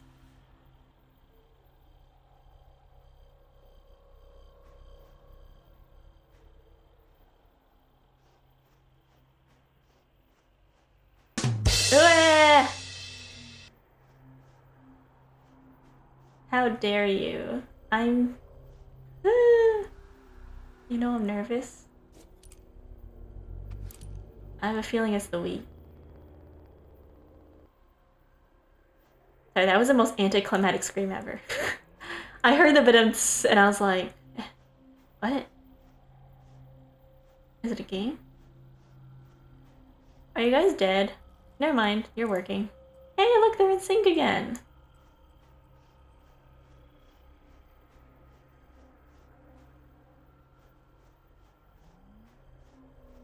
I've always wanted to get... That's why... Hey, what happened here? That's new. This has always been here. Has this always been here? Somebody got murdered. Somebody got stabbed. That's a lot of blood. I didn't notice that. I think that's new. So I think when it locks you into this animation where you're forced to like do this little mini cutscene, it changes the area around you. I feel like, because that's not... That's new. I don't like that. I don't like that. I'm gonna have a word with my friend after this. I'm gonna be like, hey, why did you tell me to play this game? I'm like, you know what I should do? I should call my friend. I should be like, can you please sit with me?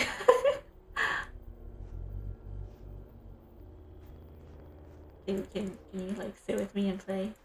Can you like have discussion? Can you sit with me while I play horror game?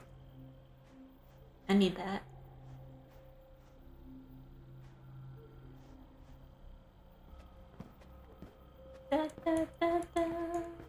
Okay, I think I have to go to the chickens. Like, I have no choice. I have a feeling I have to go down there later, and I really don't like that. Like, I really don't want to. I really don't want to go. I'm gonna stand here, and I'm going to procrastinate.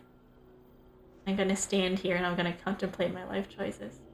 This is what it's gonna be like, by the way, for like the entire month of October. For the month of October, I decided to myself, I was like, you know what we should do? We should play horror games in October. And I picked 5 horror games that I'm going to be playing during October that I looked up a list of horror games that don't have jump scares.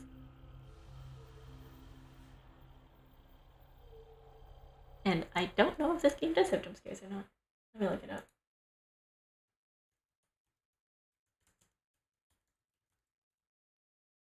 Let me look it up. Are there jump scares in this game?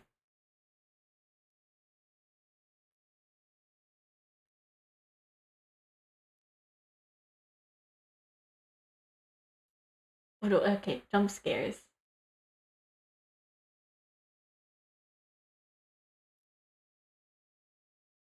I have to know, okay?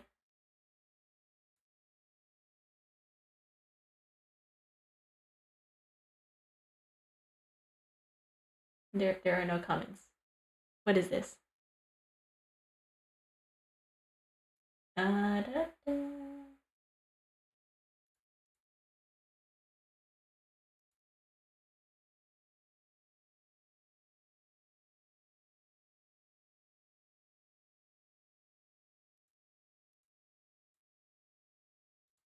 Are there jump scares in this game?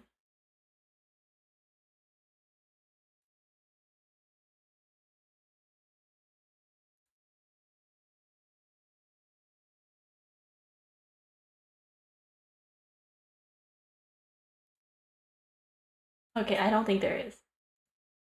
When I look online and I type in like this game jump scare, all I'm getting is like this sound jump scare and then the one of the board falling over, and that's all I see. So I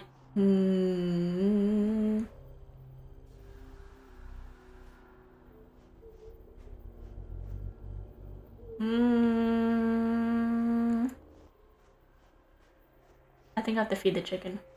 But I really... Ugh. I don't like that. I've been here before. Hey chicken, what do you eat? I actually don't know what you eat. Am I supposed to be feeding you?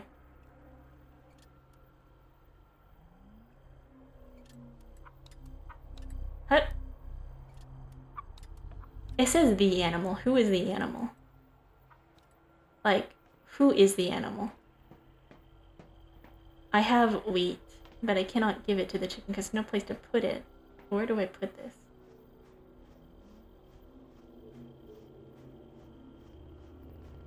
Wait, do I have to go this way?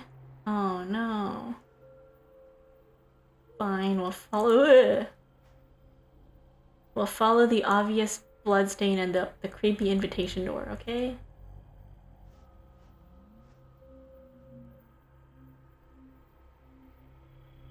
I don't like that at all.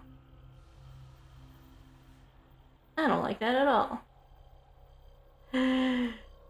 Sorry, I know like I come off as like a huge scaredy cat, but you have to understand I don't play horror games. I like reading horror.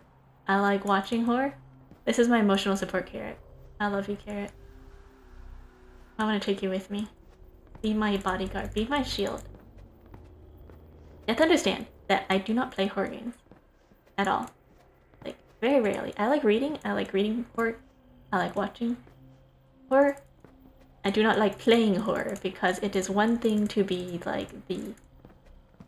What's it called? It's one thing to be the... I like the fact that I can jump in this game. It's one thing to be like the third person perspective watching. You're like, oh, this isn't happening to me. This is happening to somebody else. Kind of rationale. But this, with the like controlling stuff, and then I have to go like watch. If I was with somebody and then they were playing the game, and then I could be like, oh, go here, go there, yeah, sure, whatever.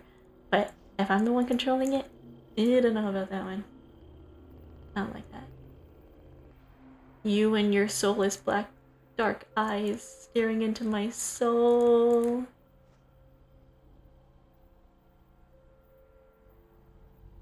Fine, I'll go into the hole. Fine, come here.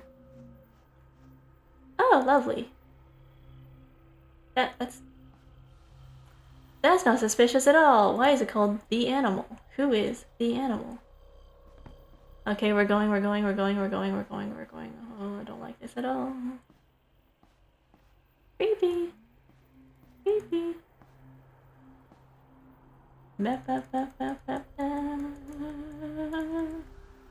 I wish I had a... Oh, I don't like that at all. I don't like this at all.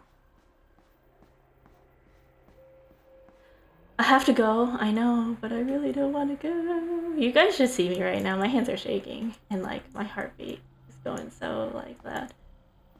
You know what I want? I kind of like, there's a part of me that kind of wants a heart monitor. Like to put a heart monitor on screen so you guys can see like my heart rate. Because normally my resting heart rate is very low, like very chill, very low. But when I play horror games, it just skyrockets. I want to be out here where the light is. I want to be out here with the light.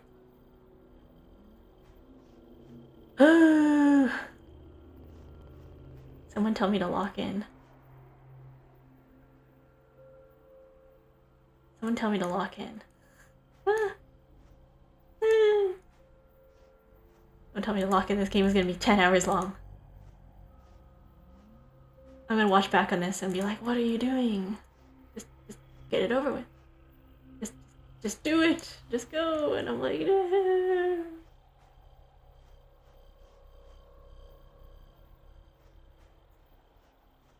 I wanna go back to maybe like 30 minutes ago when everything was fine. 30 minutes ago when I was having a great time. 30 minutes ago when I was looking at cartoons and being like, oh, this is such a cute looking thing. What is this about? Fine, I'll go down, I'll go down, I'll go down, I'll go down.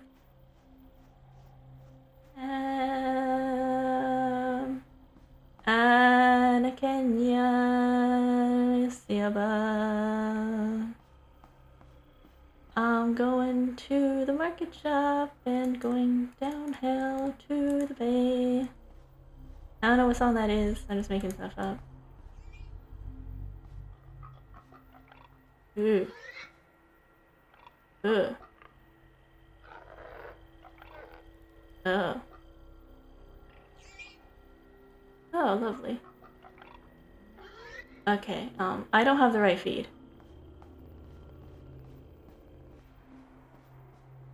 I think I need pig feed. I'm going on a trip to our favorite rocket ship. Surrender the sky, little sunshine. You remember that thing? You remember that song when it used to be like super popular? Is this it? No, that's wool. Is this it? You have obtained animal food. Yep. Please do not ingest this food. It's not allowed for humans. I'm a cat, and even I know it doesn't taste good. Feed him. Okay. I knew it. I knew. I knew it. I knew it. I knew it. I knew. I hope it doesn't chase me. Like that's the one thing I don't want. If I get chased, I'm quitting. I'm gonna die. I'm quitting this game. If it starts chasing me, I'm going to die. I'm gonna pick up my guitar and I'm just gonna spend the rest of this stream just like strumming. Okay, that's what I'm gonna do. Woo!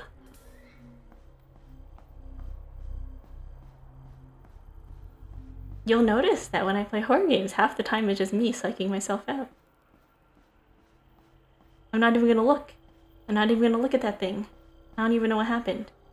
I don't need to know. I don't need to know. As much as I would enjoy watching the lore. As I'm gonna watch a video about this later, I'm gonna watch a video essay. Something's gonna happen after this, isn't it? Okay, lock in. The lights are gonna turn off, aren't they? The crops are at their worst when the weeds. Ooh! We cannot let the weeds taint our succulent harvests after all. Besides, if the weeds are removed from the garden, all life will be safe from harm. Hey. Okay. 1 second, let me take a break. I see that there are shadows growing along the walls like Slenderman. Do you see this? Do you see this? Do you see those shadows hanging, holding hands on the wall? That's new. I think. Am I sinking? What's happening? Oh, the lights are turning colors. Am I timed?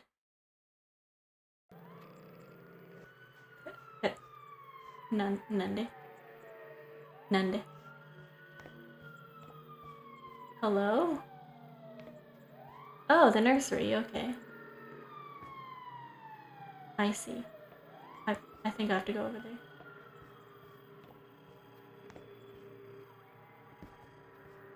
I know what I have to do, probably. Pesticide.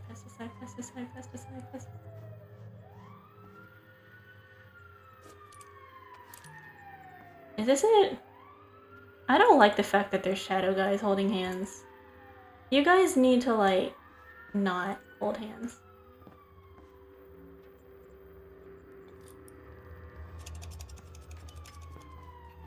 You guys need better friends. Remove the weeds from the garden. That's not gonna work at all. Uh-oh. That wasn't it. That's not gonna remove the weeds from the garden. Well, it stopped the sirens now, didn't it? Never mind. Never mind, it didn't. It did not do that. I feel like this is an allegory for, like, crime.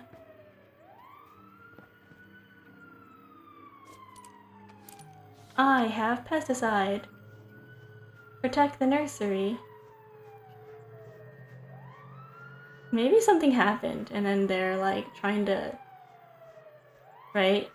Like maybe something happened. Maybe like something terrible happened at this place. Take. Drop. Take. Drop. I don't like how clunky this is. My heart. My lungs, my knife, my perfect paradise. Da da da da da da da da da da.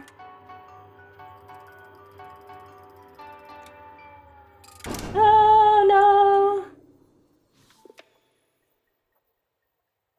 I knew it, I knew it, I knew it, I knew it, I knew it, I knew they're gonna turn off the lights on me. I knew it. Now I don't want to move. Where did my lights go? Oh, I don't like this at all. I'm going to cry. No. I don't like that at all. The secret staff exit. Oh no, you're blocked off.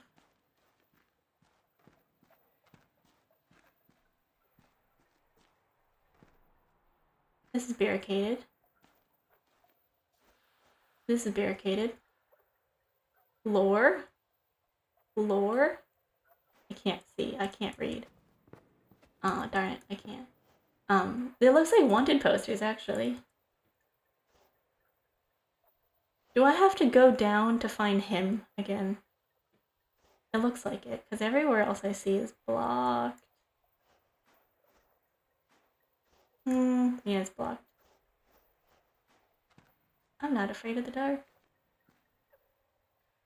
Are you? These look like tombstones. That's cool.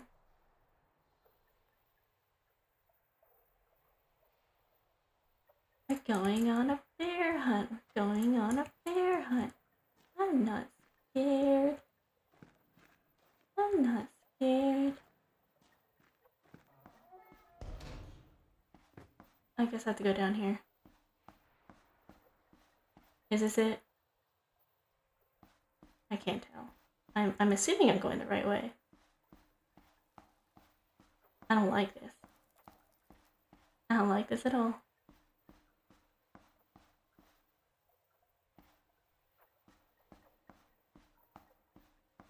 I don't like that at all.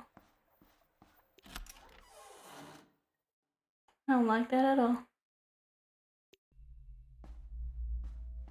I don't like that at all. Ugh. Oh no. Okay, fine. How the heck are we supposed to get up there? I don't know, Elliot. I don't know. Good question. Rope? I don't think I can climb that. Ooh, my heart, my heart, my heart.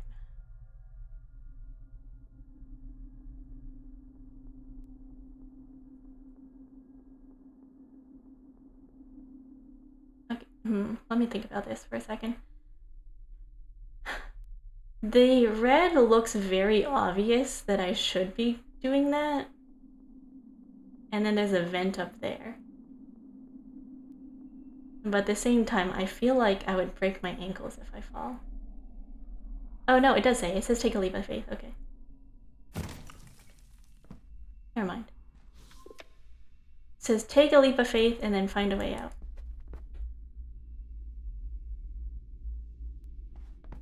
Unauthorized entry detected. Please evacuate immediately.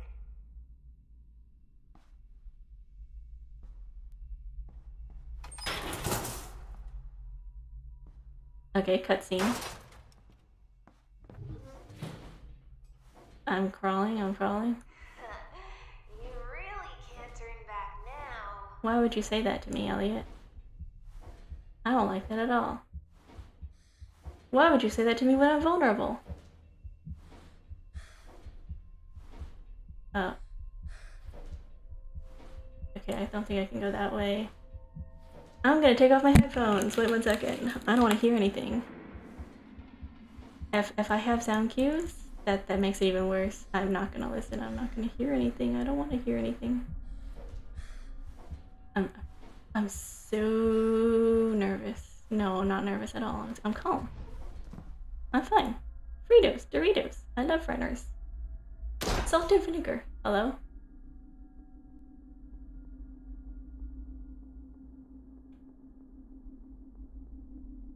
I can't see. Never mind, I can.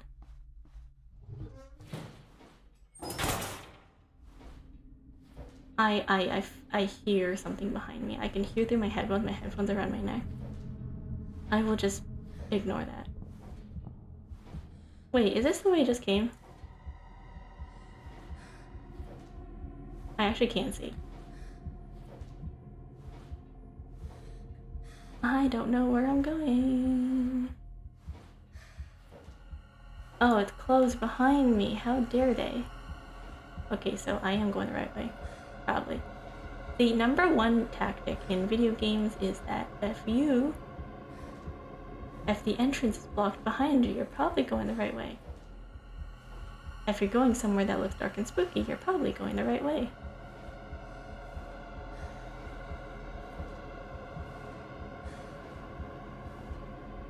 I'm probably going the right way. I can't see a thing.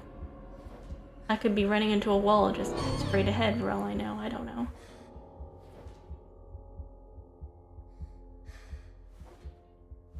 Oh, here we go. Don't be afraid. Don't be afraid. I'm always watching you. I don't like that. Oh, great. Fun. Oh, I remember this. Right, this is the part in the game where they take a screenshot of your stuff. So, you want to see the screenshot that I just took? You want to do that? Watch this. Files, documents, Giggleland, screenshots.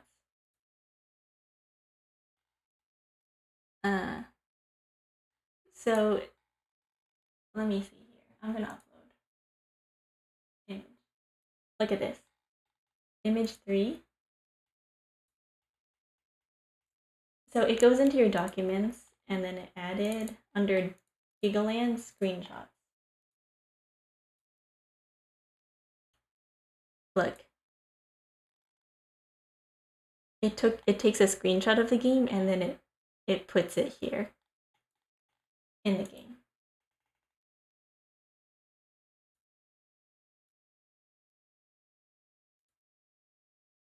If you wanted to know what that meant. It literally just takes a screenshot. This place looks pretty boring. You're boring, Elliot. You're boring, Elliot. Oh, look. Development plans. Game dev stuff. As well as a really creepy picture of some dude. Shay. Okay. That's nice. This place is a lot less scary than the other place. I like this area. Oh. Huh? Oh. I had another conversation with Terry. It always goes like this. I give him a script, he rewrites it to be horrific. I try to change it, he rejects my vision. His stories have gotten worse. The kids can't be watching this. It's not good for them. We always have this talk, but this time was different. He said our talks make him feel like he's a father telling his son to eat his vegetables. He put his hand on my shoulder. He put his hand on my shoulder and told me he's not torturing me, but helping me. He made this joke about how I need to grow big and strong soon to help him out. I didn't understand what he meant. He told me something great will happen soon, something that will need my help. He tightened his grip for a moment, then left. What is he trying to do? I hope you don't become or grow up to become a boring adult with a boring office job. I have news to tell you, Elliot. When you get old enough, you will be struggling to find a job. You will be grateful for anything that you come across, and you will be happy that you have a boring adult job. Listen, boring office jobs is the job that you want. Look, having a stable 9 to 5, what more could you ask for, Elliot? I know I sound crazy, but Elliot, you have to understand. The thing that you want.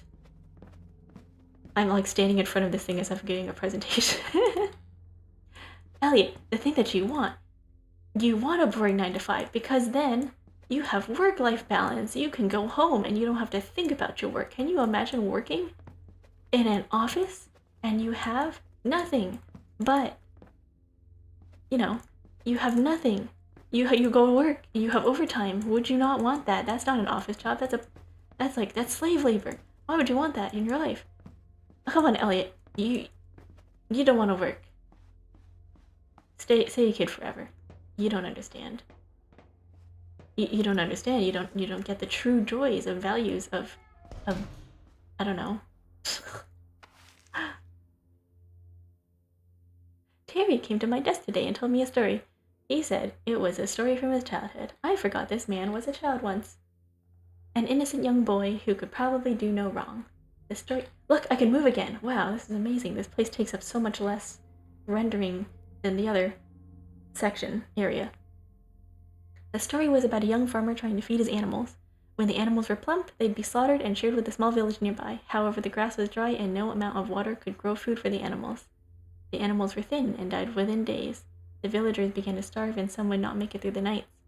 The farmer thought for a long time and realized that there's something he could give. Oh gosh. He went to the village and gave the leader his sickle. He asked to be cut open so his meat could feed the villagers and his blood to seep into his crops. The villagers cut him open and ate his remains. With his blood, they poured it onto his crops. Within days, the crops began to bloom and produce fruit and vegetables. I never heard a children's story like that. I asked him where he learned it, but he wouldn't answer. He told me that wasn't important. But the lesson was what truly mattered. A lesson he was preparing to enact. A lesson where one person's selfishness will bring joy to the rest. What is he going to do? Gee, I don't know. Maybe somebody has a self-sacrificial kink. It sounds like your buddy has a thing for vor. Maybe he wants to get eaten. Literally. Where are you? I'm right here. Oh. Is Elliot trying to prevent me from leaving? That's not very nice. Oh, I think this is timed. Oh, no. Wait. Oh. Control.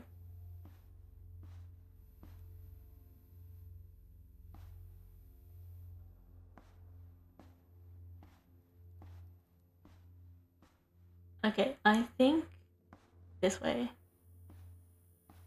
Yeah, follow the wires. Lore. Terry was teaching the younger kids the basics of gardening.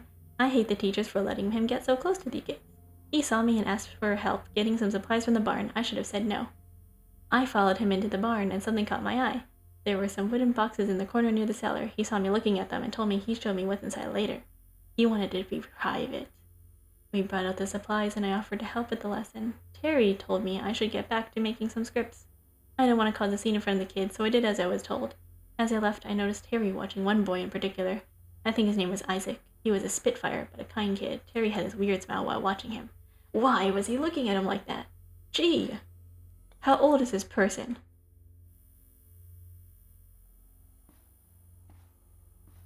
How old are you? Like, this person who's asking these questions? Why was he looking at him like that? What was he thinking? I don't know. Gee. Let's put on our thinking caps for this one. Where am I supposed to go? I'm stuck.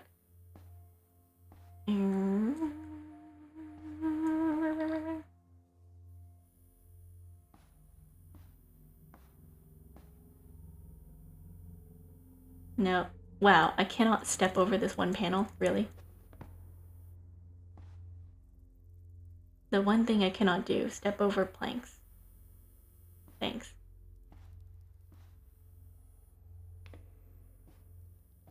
have to crawl up here. And then go across. Nice. And then down. Down. Over here. Oh, nice. I took another screenshot. Wait 1 second. I would like to look at the screenshot. Would you guys like to look at the screenshot that it took? Come guys, let us see what screenshot it has taken of my game.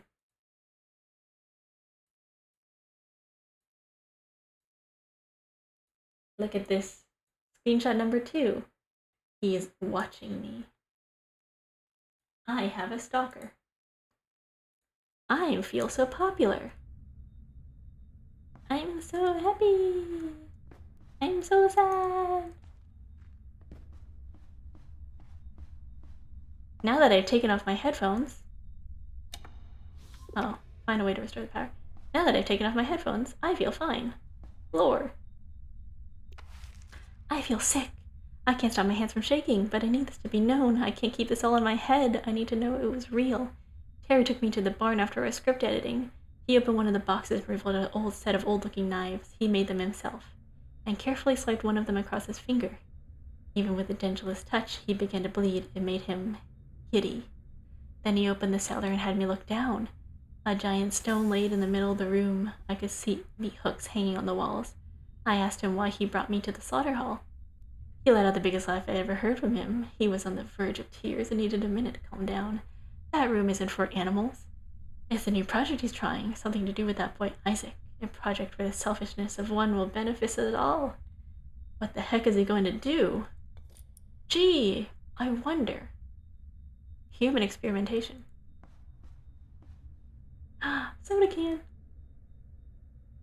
I'm your soda pop, my little soda pop.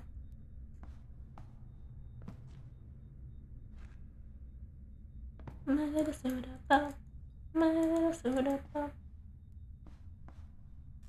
To restore power, all 3 levers must be pulled at the same time. Pulled together. If the lights don't come on, someone was off by 0.2 seconds. Oh, okay. Huh. Oh. How do I do that?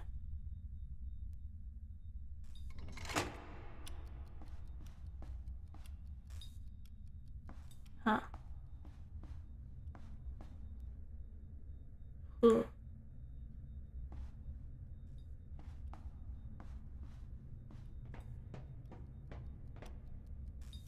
So it man, I can't get up there. It looks like there's 3 levers and I have to pull all 3 of them at the same time, but there's only one of me, so how do I do this? Great question. Where's the other levers? Where's the other levers? Have you seen them? Where's the other levers? Oh, there's one. Same time. Well, I have one. Where's the others? Da, da, da, da, da.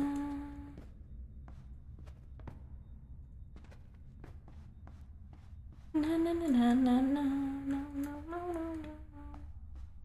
Bum bum bum bum bum. I'm stuck.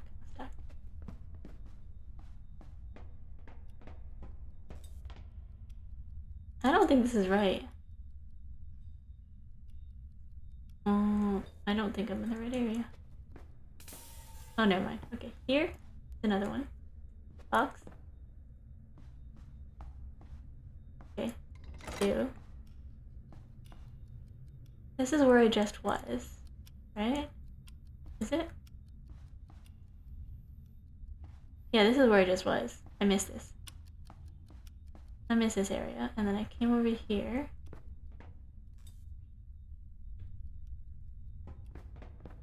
Huh.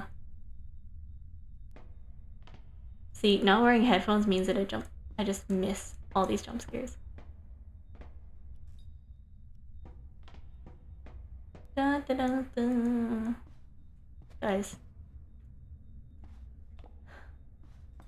Where is the third lever? Blue.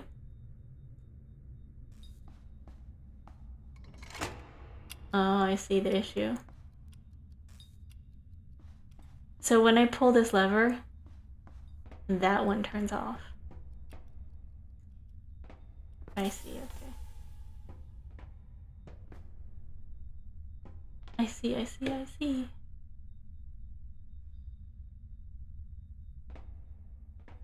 feel like a morning star. I feel like a morning star. Ah, you fly, don't bother me. You fly, don't bother me. You fly, don't bother me. You sound dirty.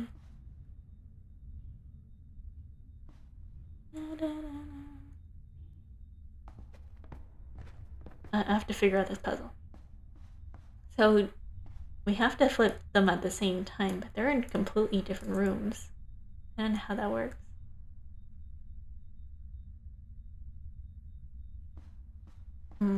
Maybe there's something I'm missing. I don't like this belt. I can't jump on top of it. What's the point of having a jumping mechanic if you can't jump on objects?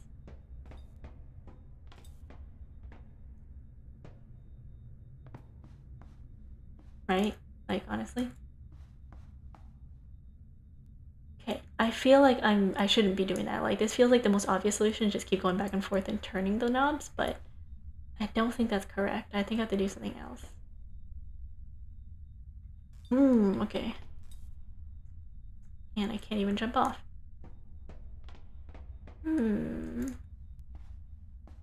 What should I do?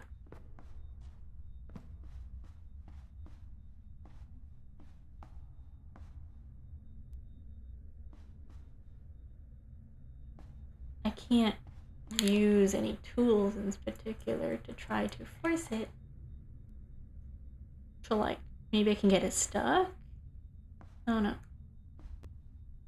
I have to go to the bathroom. Is this it? No. I can't see.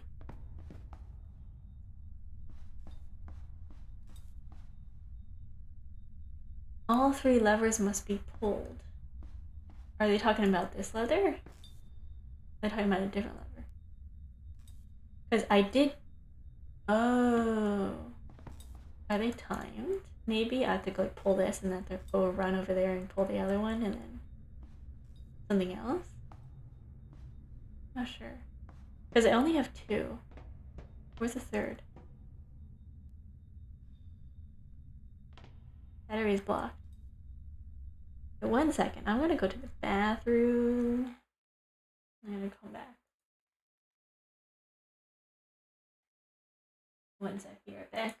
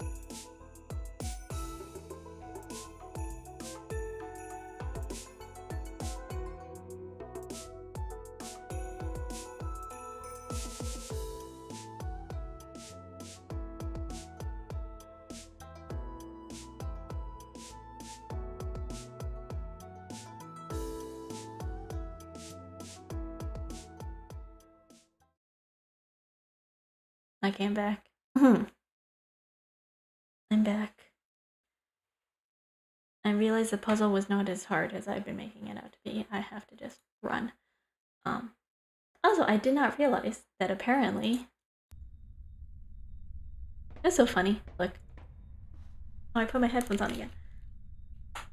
So, I didn't realize that my BRBs had food. I was not getting food out to the bathroom. It's not correct. That's not right. I just forgot.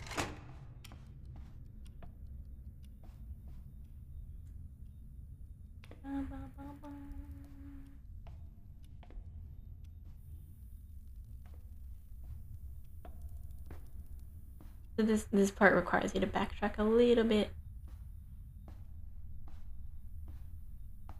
Yes, I looked up a walkthrough. Well, not really a walkthrough, but I got stuck on this part, so I was like, okay, what am I supposed to be doing here? The answer is I have to go all the way back.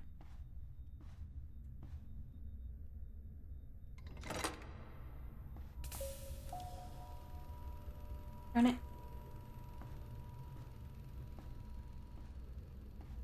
The crouching is so slow. Okay, so while we're walking back, I'm gonna go over the lore that we know so far based off of what we were doing. The room, it looks like they built this facility. It kind of reminds me of Poppy Playtime. So, in the lore or slash story of... Really? We're stuck. They were doing human experimentation, I believe, on kids, trying to turn kids into monsters. For what reason, I'm not really sure.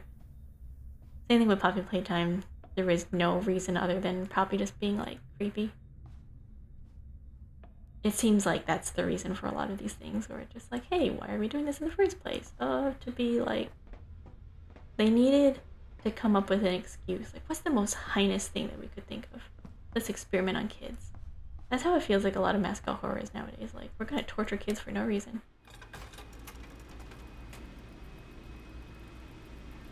Is what I feel happens. I think we're getting closer. Oh, we're almost there. Okay, that's not it.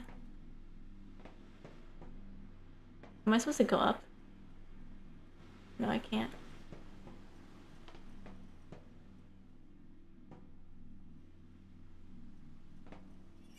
Oh, okay. I need to find him. I have to get him out of here. I think I can sneak him through the front later tonight, but where would he go after that? He can't stay in the woods by himself. How do I get him out of here? After the runners come back, I can take a car. I'll drive him to town. Maybe we could take him to the police. His mother has to be looking for him, right? I don't even know his last name. Maybe they'll just know by a Wonder Post or something. Terry's coming. I need to find Isaac.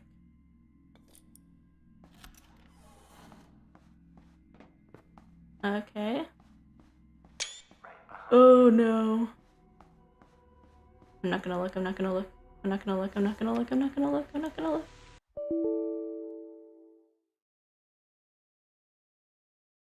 Oh, cool. That's my desktop, by the way. I have ducks. And the last 5 applications, it closed. It closed some type of game. Wait, that's confusing. Am I actually in, like...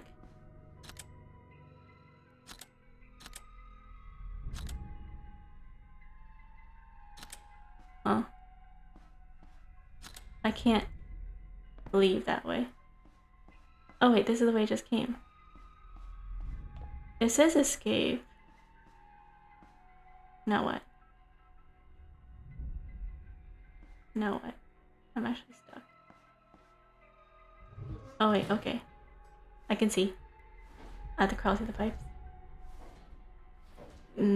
This is what happens when you have a game where you can't see anything. Oh, lovely. Right. Hey, look! Photo. Lore. Classified research report. Cognitive behavioral analysis. Information. Informative? Media? Eyesore. Something. No, I can't read. Exposure, sorry. Media exposure study. Behavioral analysis findings. Something censored. I can't read. I can't read. Wow, what a wonderful day to not read.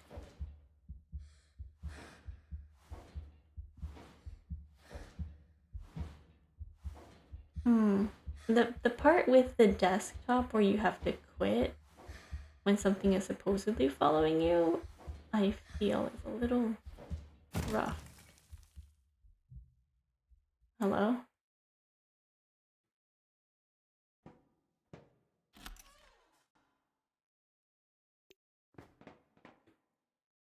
Oh, wait. Where'd it come from? That's so weird. It teleported me to this weird area. I like blinked and I'm not here. Okay, now I'm in a cutscene. This is the entrance, supposedly? I wonder who lives here. Oh, okay. Lights off.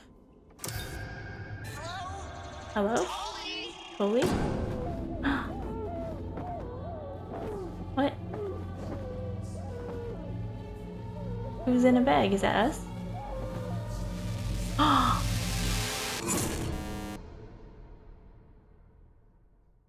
I'm very confused.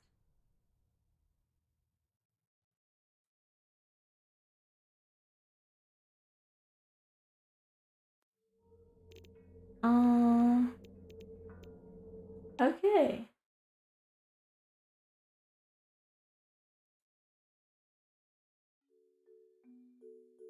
So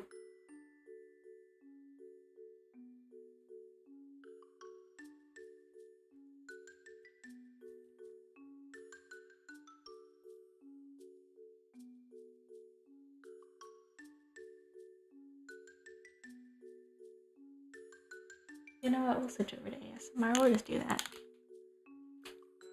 I have to be quiet now. It's like 3 a.m. Anyways, that was Giggle Land. I'm really confused as to what just happened. I think it was an interesting mechanic to take screenshots of you in the game, but from the perspective of somebody following behind you of the area that you were just in. That's creative. I don't think I've ever seen that in a game before. It's an interesting mechanic. If you look online, if you look at the games, there's other secrets to discover, I believe. Like, there's a file that installs itself, and when you open it up, it gives you some kind of like secret password, and you download the files within the game, and you open it up, and you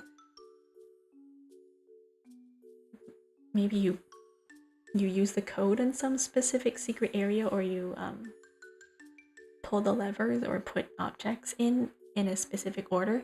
Because I did notice that you had the ability to pick up objects and put them in places that they weren't supposed to go to. For example, like I picked up the tree, right? Instead of the pesticide. Or you can pick up the wheat instead of the pig food or stuff like that. I did notice that that was an option that you could do, so maybe there is some kind of secret ending, secret like room that unlocks when you do that. Oh no, very unsettling. Kind of confusing. I'm not really sure what the lore of this game is. I mean, it is easy enough to kind of figure out, perhaps. Like, you are maybe a researcher or some person working on this. I don't want to call it a farm. I want to say it's like a play place. Kind of like, I don't want to compare games, but like a children's research facility, like Poppy's Playtime, that was created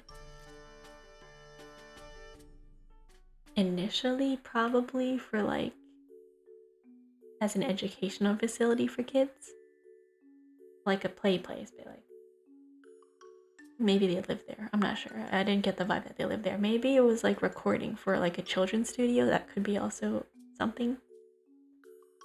Maybe they were recording something for a TV show, and it's like a TV set. That could be a thing, or it could be like an amusement park. But I don't see any rides, so I don't know if you can consider that an amusement park. Maybe like a play place. It doesn't really look like a play place because there was no interactive toys or anything like that. It was just slides. Can you really call that a play place? I mean, then again, IKEA's play place looks like that. IKEA's play place is just a ball pit, some ladders, this high up area that you stand on, like a hammock, and grass, like fake grass on the ground. So is it truly? Maybe it is a play place. I don't know. And then for some reason, your friend, Tully, I don't know their name, who is apparently a stuffed cat. Or maybe that's Elio. Maybe Elio is evil all along. We don't know. Maybe Elio was the cat. Maybe Elio is Tully. Is obsessed with this one kid called Isaac. Which, first of all, pedophile. Second of all, creepy. Third of all, why? Something about him is special, is according to them. I'm not sure. They were planning on doing something to Isaac. Maybe they did already. That chamber that we saw downstairs in the little vault area, we didn't see the body. We just saw meat hooks on the wall. And like the sound of oinking, and then in the lore bits that we found on the ground, it was like we saw documentation of like them saying, I need to get him out of here. I need to like have him escape. Maybe we can go around the front end. So maybe by that point Isaac's already transformed or is no longer human. And then they were like, oh, I have to return him to his parents. They must be looking for him, right? I have a feeling maybe Isaac doesn't look the same way he used to anymore, probably. Isaac is no longer human, so maybe that's the reason why he's like, I can't just leave him in the forest, but I can't go to town either.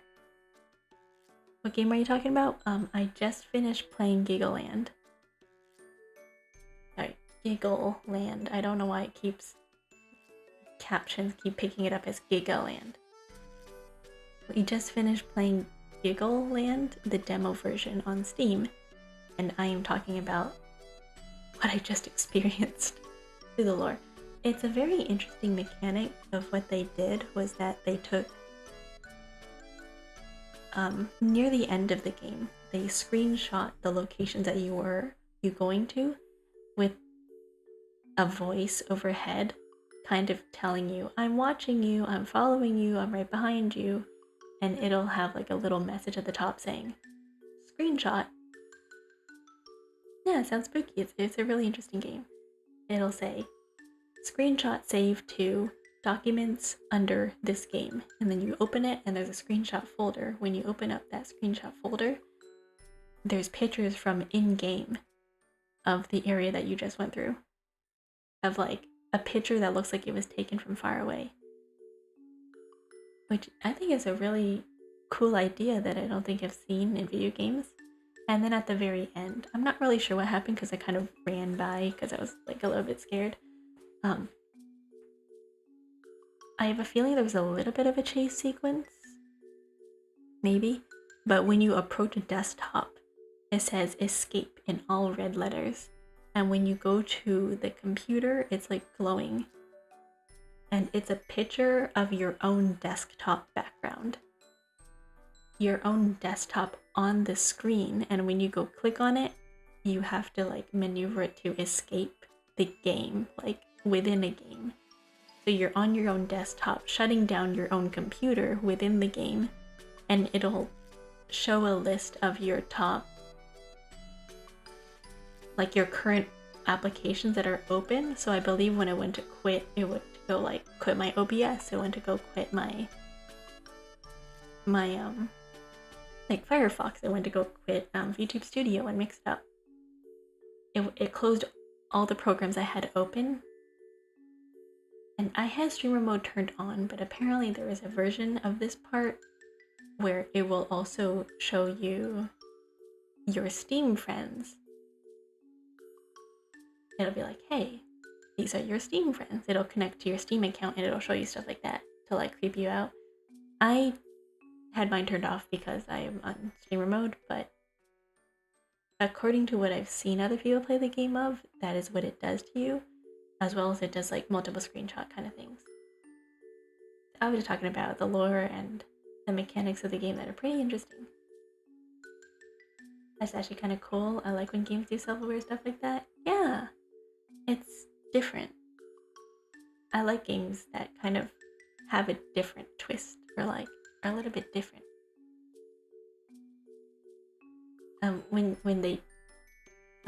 When games take a thing and they put their own spin on it and they don't do what other games do.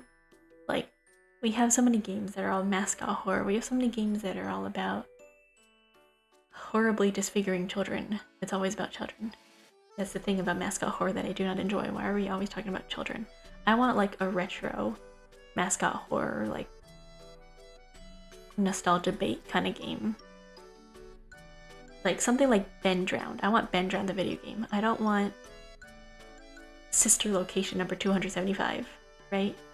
I don't want Sister Location 275. I want a game that feels like it was created in the 90s, but it just starts corrupting itself over time and you don't realize until like halfway through and you're like, oh, I'm stuck. This game, I think I'm describing Inscription or something. Then I think that'd be a cool concept as well. But yeah, I was talking about the lore.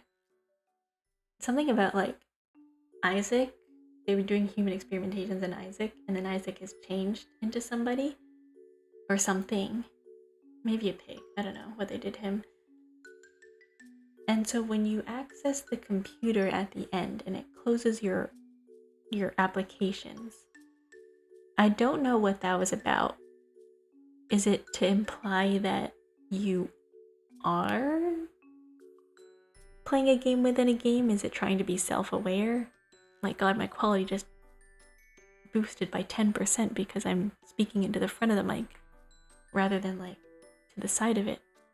Again, I'm doing it again. My mic placement sucks. Yeah, miss retro stuff sometimes.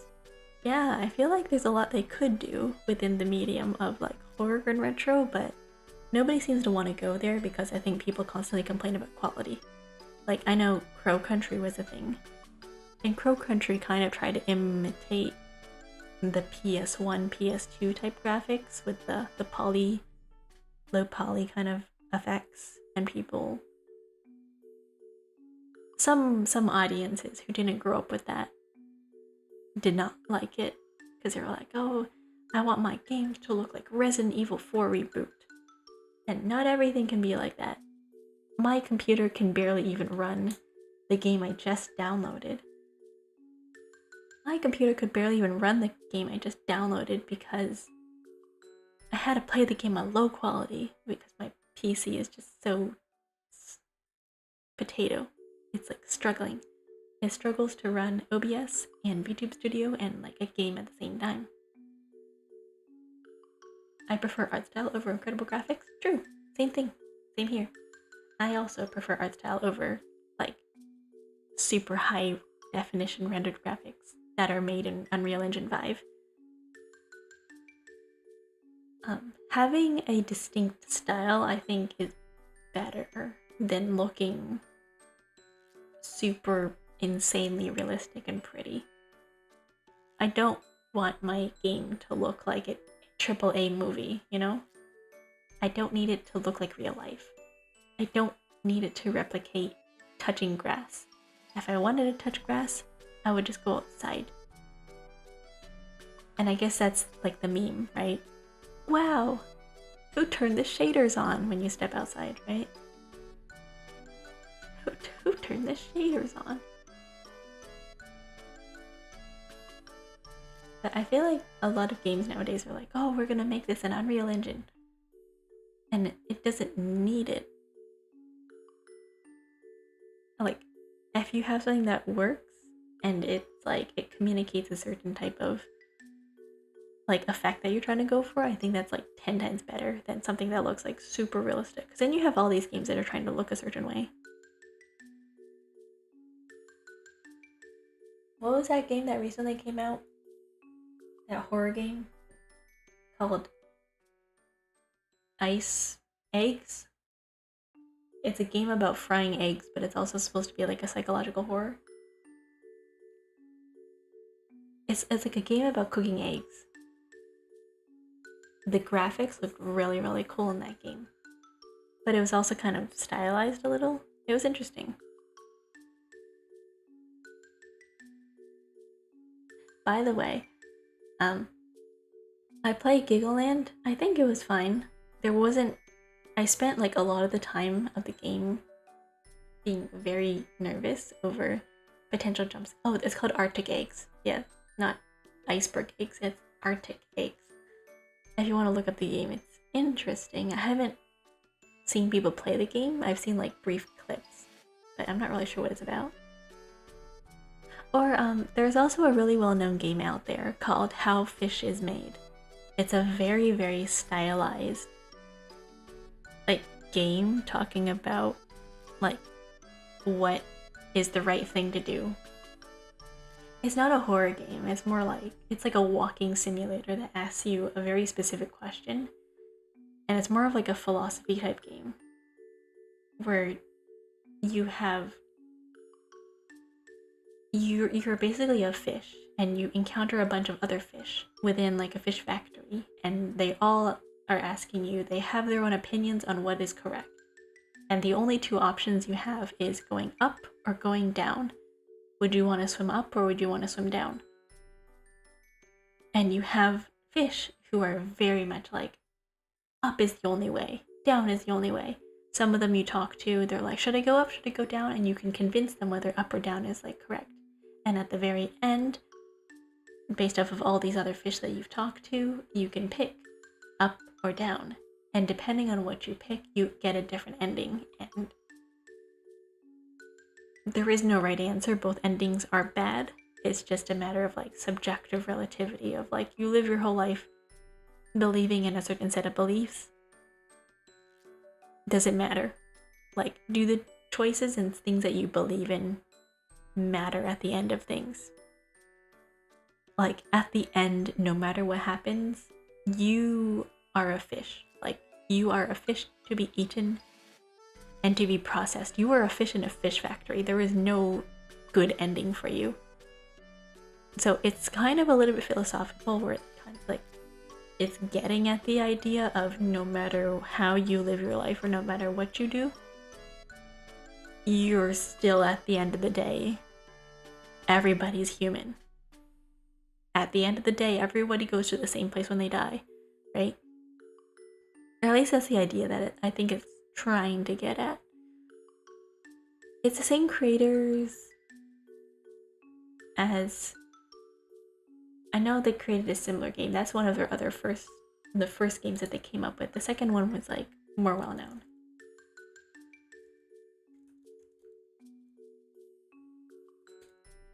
I like when games have a moral. Is that what you call it? Yeah. Yeah, wrong organ. Okay, yeah. This is the same game company that made mouthwashing. Yeah, they're the same company that made mouthwashing. They're known for like really interesting questions that they ask themselves.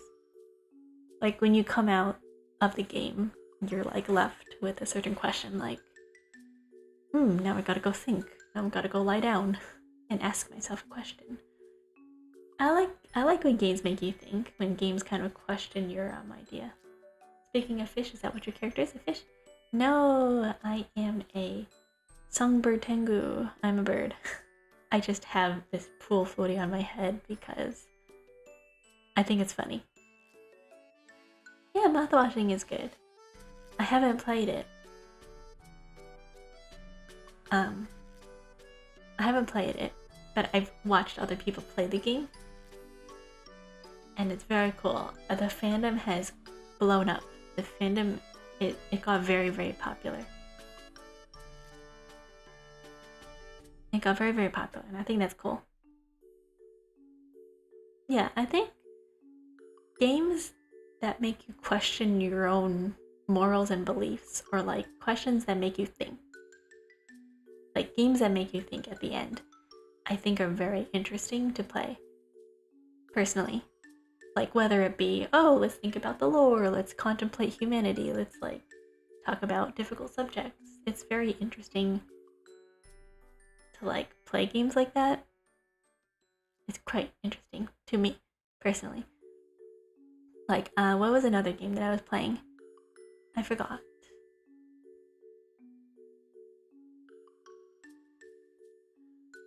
I don't remember. I don't remember. I'm trying to remember.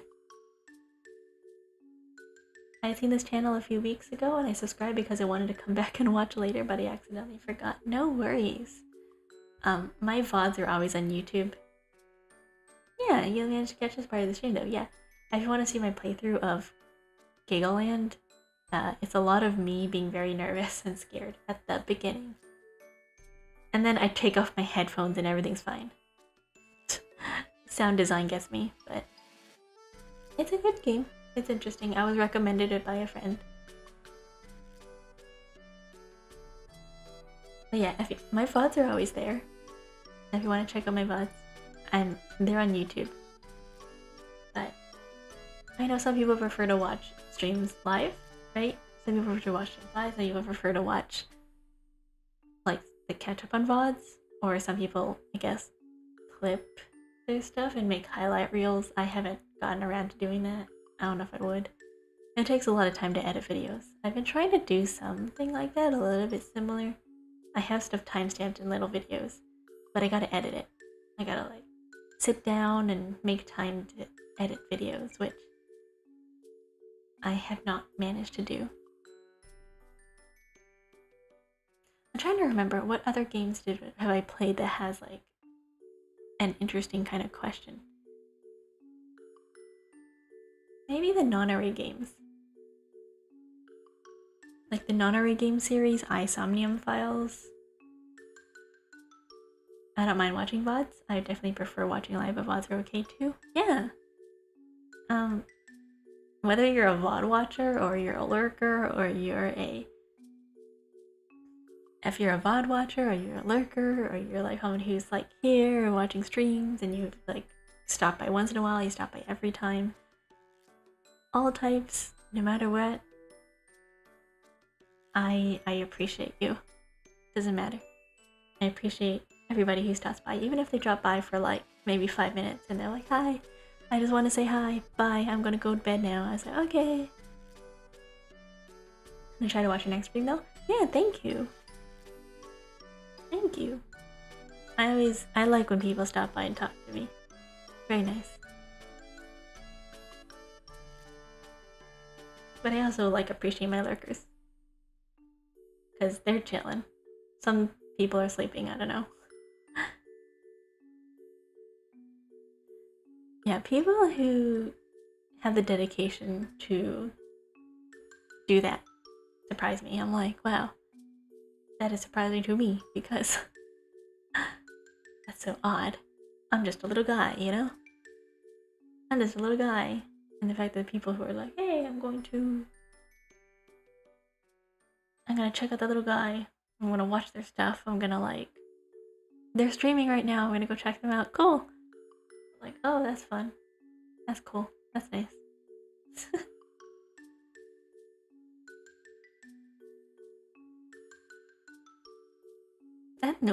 Okay, the game I was thinking of, not non-narrative games. I mean, non-narrative games is quite interesting, but in the way of time travel.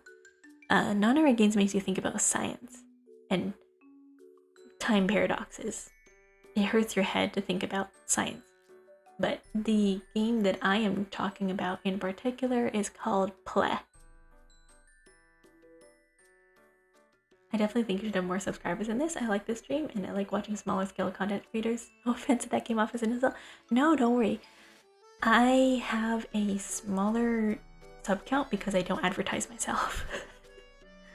Half the time when it comes to making it big as a streamer is most definitely advertising yourself. I don't post very often on social media. I don't advertise my streams. I don't go into other people's channels to self-promote. I don't like make TikToks and I don't make like posts. I'm not active on Twitter. And the only way to like actually realistically grow on these social platforms is if you network and you promote yourself on platforms that are not on Twitch or YouTube. Like YouTube, you do have some growth when you have VODs. Like the moment you publish a VOD, it does get recommended to other people, but not as much as it would if it was a short. Like if it was a YouTube short, or if it was a YouTube posted video with a specific type of defined purpose, right? Those would probably do much better, and I guess it would reach a lot more people than it would have had I just streamed and then posted the VOD. That is my theory. So I technically haven't been growing that much because I'm not promoting myself. And that's something I'm okay with because I don't have the time to edit. I don't have the time to edit videos. So like people who are clippers, I feel like definitely help a lot. People who clip, people like who share streams and go like, hey, I watched this person, you should watch them too, check them out. Like word of mouth kind of spreads. That's also a really good way of supporting. But yeah, when people say like, oh, you should be more popular than this, I don't know why you're so like small. It's me. I'm not promoting myself. No worries.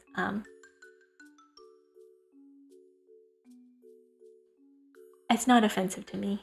I know the game, and I'm not playing it. I have so much going on. Like, I think a lot of people know, but I work full-time and I also do school full-time. Well, part-time. I take 2 courses a semester. So I'm doing school and I'm doing work and I stream somewhat regularly. So when you try to factor all that together and also try to fit in like content creation, it's a lot. Don't worry, I'm sure you have a personal life you need to care about too, and plus I don't think any of you would be able to handle the low fame that you're at right now. Am I famous? I don't think so. I don't even call myself like a niche internet celebrity. Sparkles. I don't even think that I can be considered one. the amount of people that watched me at a time is probably something that I could count on like one or two hands. Not that many. I don't have an audience of like a room of people. I have an Alcohol Anonymous group meeting size of people. This is what it is. When I stream, I have Alcohol Anonymous with me. Like we have like, I just imagine in my head, I'm sitting there in a circle of chairs, and then there's maybe like 5 people sitting around me, next to me, in chairs, and I stand up and I go, "Hi, my name is Kyo. I am a recovering addict." And everybody sits down, and I go, "Hi, Kyo." And then the next person sits up and they go, "Hi, my name is," I don't know, what's the name? Peanut Butter. My name is Peanut Butter. And I am like, that's how it feels being a streamer. Sometimes I am just in a room full of, like I'm having an Alcohol Anonymous meeting. 200 people is a lot. I crumble. I have big social anxiety. It looks like 200 people. It's not. Those are people who aren't here half the time. They see stuff once, they click subscribe, and I might never see them again. Going based off of follower numbers or subscriber numbers isn't the best way to calculate engagement. Not engagement, but how well you're doing as a creator. Numbers in that sense isn't really the most accurate metric, I would say. Comments and likes and like shares would probably be more consistent, because those are the people that you know are actively engaging with and watching your content, rather than just going off of sub numbers, you know? Which is why I never really understood the concept of celebrities as well as like music awards, because they're like, oh, this is the top trending Billboard leadership because of how many times people have watched this thing. Wow, we've hit 1 million views. They've hit 1 million views on this music video in less than 24 hours. This is so cool. It could just be the same 100 people refreshing and watching the video over and over again. Like, that's not an accurate metric of like success.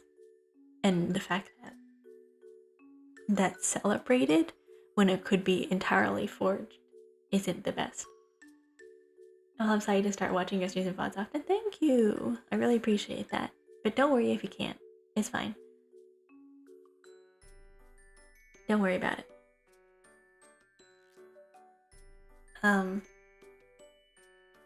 It's really interesting to me, like talking about things like celebrities and idols, because I feel like a lot of the time with idols and celebrities, it's like they put random people in front of you and they're like, look at this person. They're famous. You should know about them. What do you mean you don't know about them? They're an upcoming singer.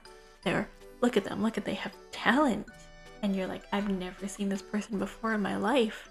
But because of psychology and FOMO, you feel the need to go check them out. You're like, I see this person everywhere. I have to go check them out. And then you go to your friends. Have you heard about this person? Have you heard about this thing? Do you know what it is? And they go, no. And you go, I will show you. Or maybe they do know what it is. And you go talk about it. That's how celebrities start. It's just marketing and money. And that they post billboards everywhere and they make you feel bad for not knowing what they are. That's how celebrities go. I don't watch VTubers often. I also don't usually like to watch streams, but I honestly think you've earned a subscribe from me. I'm gonna try to watch you often. You made me laugh. That's enough for me. Thank you. I don't know what I said to make you laugh, but I guess people say that sometimes. They're like, oh, you're funny. I'm like, am I? I just say whatever comes to mind.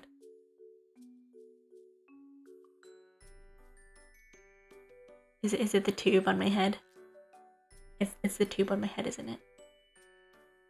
This is the marketing strat. I'm gonna be like, everybody is gonna wear a tube on their head. And if it's goofy enough, then people are gonna click on it and be like, wow, why does she have a tube on her head? That's the number one question that people ask.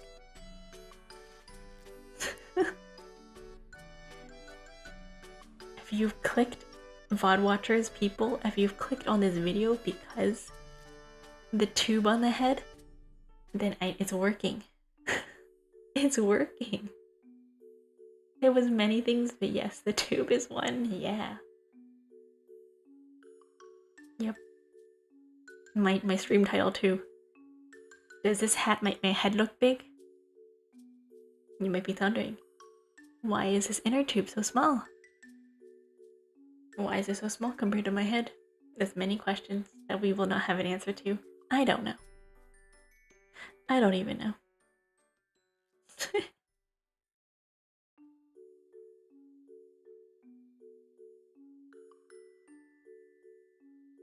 One day people walk around with tubes on their heads. Maybe. Maybe like a cool hat. I mean, they've managed to single-handedly bring back the propeller hat. You know, the propeller hat with the rainbow? And then the fan spins. They managed to bring that back from the dead. The meme with like the little propeller hat and then the hand of the lollipop. That's a thing now. And I was there when Kyokami created tube fashion. I feel like this is a fashion already. You never know. Like, what do they call? I want to say haute couture. Haute couture. They're doing weird things over there in the fashion industry. If you've ever seen a walkway, like a runway show for fashion, if you've ever seen one of those, a lot of times you'll be asking yourself that question. What are they wearing? What are they wearing and what is that?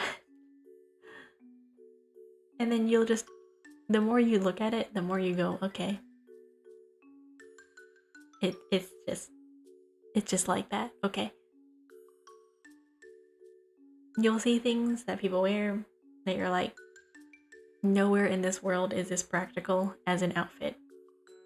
They're just doing things now. They're just putting stuff on people. If you want to walk outside and wear nothing but an inner tube on your head, be my guest. Sure. I mean, the world is your oyster. If you want to do it, just remember that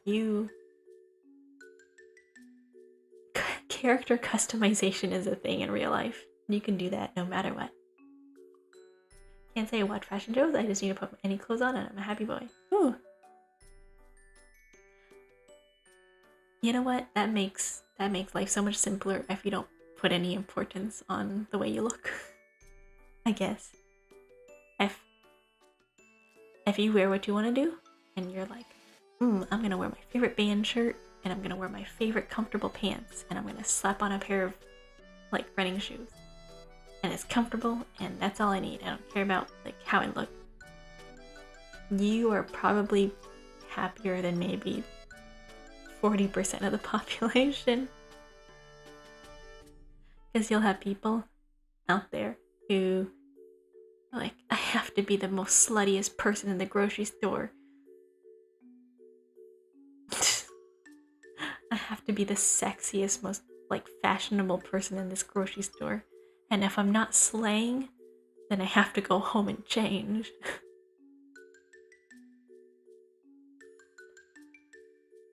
Like, you are standing next to the meat section. Nobody's looking at you, but okay. Do what makes you happy. If you want to be sexy standing next to the cereal aisle, go ahead. Have fun. I'm not discouraging that. If you want somewhere to go and you want to dress up for it, go for it.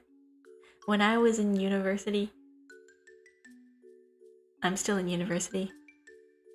But back when I used to live in the dorms in university, there was times where I would just mess around with like my hair and like my fashion and my looks and my like makeup and stuff.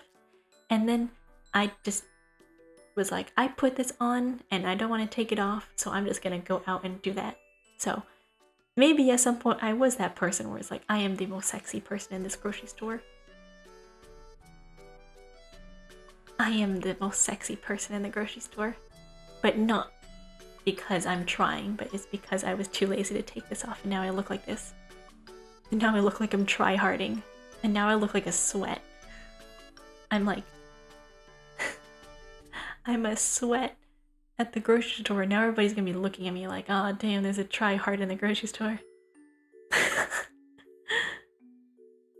It's a little interesting, but a little sad that there's so many budding content creators out there like you, but you're all overshadowed by the gods of VTubing. I don't know. That's interesting to think about. I mean, I don't think that there's like overshadowing per se, but maybe more so like people aren't as willing to branch out in terms of content creation, right? Like there's some people who will only watch big VTubers. They will only watch corpos. They will only watch like people who are on their For You page, for example. They say, oh, I've seen this VTuber on my For You page 5 times and they're a partner. I'm gonna go watch them and I'm not gonna watch anybody else. And then there's other people like, you know, for example, like you or like other people here who will be all like, well, I want to watch smaller content creators. I will go and scroll all the way to the bottom. I will hit sort by like views, and then they will go and watch somebody who doesn't have a lot of followers, or not followers, sorry, he doesn't have a lot of viewers. It was like considered quote unquote a smaller streamer. It just depends on the person and what's for them. It depends. It's not like, it's like a matter of taste. Also, it's a matter of like me not promoting myself once again.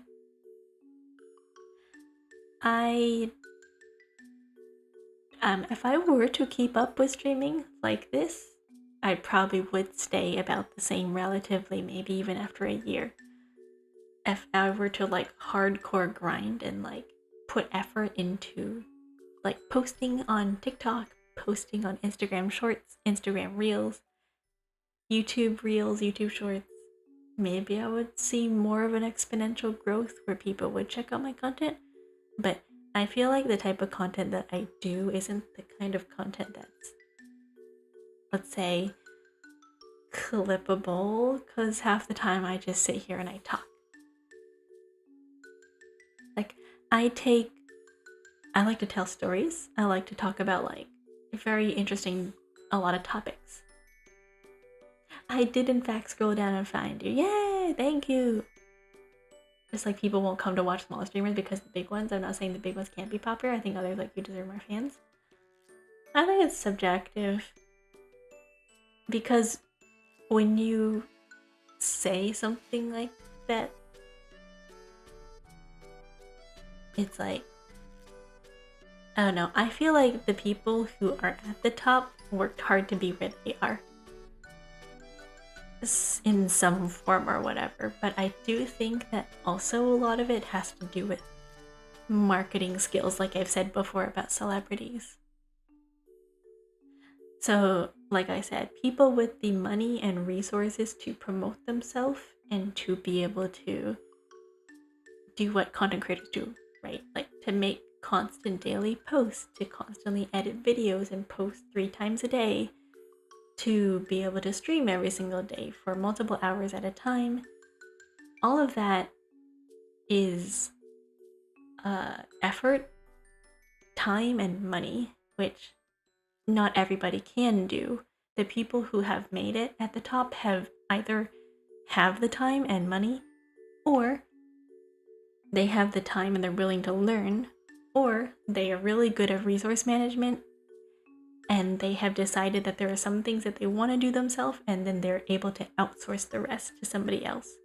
You will find that a lot of these people at the top have editors, they have a manager, they have people who help them with parts of their creation, because this is to them their full-time job. This is their livelihood. That is how, I guess, they live. This is their permanent form of living, right? I'm not saying anyone needs to push themselves to be popular. I think streaming like this should be fun and not like a job. As long as you're enjoying streaming, then you're a good streamer. True. Hi Emma, I'm Arky. How are you? Thank you for the follow. It's true. It depends on how you want to go about it as a streamer. There's two types of streamers that I like to think about. Do you do this as a hobby, or do you do this for a job? And for people who do it as a job, they have to treat it like a job. For people who do this solely as a hobby, it's fine to just treat it like a hobby. And if you you can't have both. It's really hard to do both. If you want to have it be a hobby, you have to just tell yourself it's a hobby, and that you can't expect to don't have too much expectations, right? If you want to make it a job, you gotta really make it your job. And for people who have the mindset of, oh, I want to make it my full-time job but still think of it as a hobby, I don't think that will work out very well for them. I'm good, how are you? I am good. We're having very interesting discussions. We're having very interesting discussions here. Yes, like I said about marketing and stuff like that, it's because you have the backing of maybe a popular streamer behind you who is able to redirect their audience into your stuff because you have similar content, and they go, hey, it's like the purpose of raids. Like when people raid another streamer and they're like a really, really big streamer and they raid a smaller streamer, it's a way of gaining visibility, I suppose, towards people who might not have discovered them otherwise. Or shout outs, right? That's the same thing as paid advertisement or endorsing. It's just a matter of connections and who you know and all stuff like that. It's complicated. It's complicated. It's like finding a job, but a lot more social aspect of it. You really have to be able to be good at talking to people. That's probably one of the most difficult things I would say about being a content creator is talking to people. Because there will be times where you interact with people that you may not necessarily fully get along with, or people that you want to interact with, but they have their own friend group or stuff like that. That's just how it goes. And then you also have to deal with petty drama and then getting dragged into things and being like, I'm chill, but the person that I thought was my friend keeps getting into drama and stuff like that. It's high school, it's VTubing. A lot of the people in this sphere tend to be on the younger side. I want to say the age between VTubers is maybe early 20s to maybe late 30s. Which, if you think about it in terms of the average human lifespan, isn't that old. Most people are still pretty young. I realized I derailed the stream and went from me talking about horror game lore to talking about fame and jobs and stuff. No worries. This is how my streams go. Always. I like to switch topics, and I talk about a lot of things just constantly. It's me. I'll be like, hey, we're gonna take this topic and we're gonna lead into this topic, and then it's gonna go to this topic. It's gonna go to this topic, and next thing you know, we went from horror games to talking about life. That's just how it goes. I switch topics and I jump around, and we maybe loop it back, talk about horror games again, and we go back and forth. With stream delay too, sometimes I read questions late, then they show up. So by the time I see the question, I will be on a different topic, and then I'll just go back and talk about it again on a new perspective that I was like, oh, that's something I haven't touched upon. That is a good point, right? best way to keep a stream interesting. True. I've heard that a lot about my streams, that people tell me, they're like, oh, you're always talking about something different. Like 5 minutes later, you're talking about a completely different topic. You never stay on one topic for very long. You're like, oh, you go into this topic, and you switch topics, and you talk about this, and then next thing you know, you're on this topic. And you're like, yeah, that's... It's the brain, you know? The brain rot in me. I don't have the attention span to stay on one topic for longer than, I don't know, 5 minutes? Most? Max? Unless it's a story. But I find most of the time when I talk about a subject, I like skip through them. I'm like, oh, I'm gonna talk about this, and then the next thing you know, I'm talking about something else.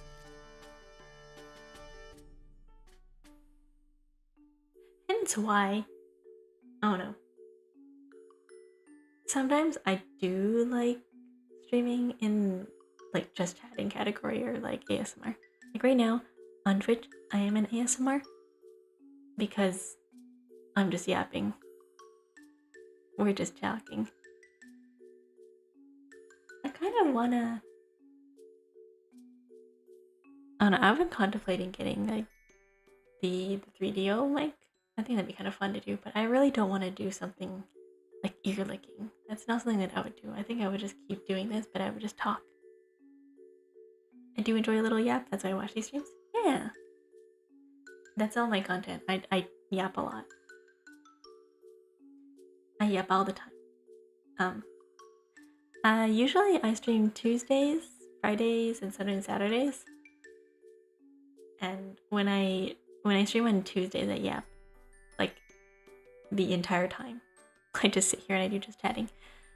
Fridays I play games because I get to stay up later. Like it's 3:30 a.m., like 3:26 a.m. So I get to stay up and I get to play games and I get to stay up later, so I have more time to like finish games, to be honest. Like I get to spend more time on a game. Rather than if I were to do it on Tuesday, I can maybe only stream for 2-3 hours max. Meanwhile, if it was on a weekend, like today, yeah, on Fridays I can stay up later, so I can stream for maybe like 4 hours longer. Maybe 4 hours max, because I'm trying not to stay up too late. It is like almost 4 a.m. Or like, what, 3:30? Yeah. My sleep schedule's so cooked I forgot it was 3:30. Yeah. I do this to myself on purpose. Because I know that on the weekend I get to sleep in. So I'm like, okay, even if I stay up super late, I can sleep in and I can wake up at 2 p.m. and I can still get 12 hours of sleep. Let me stretch.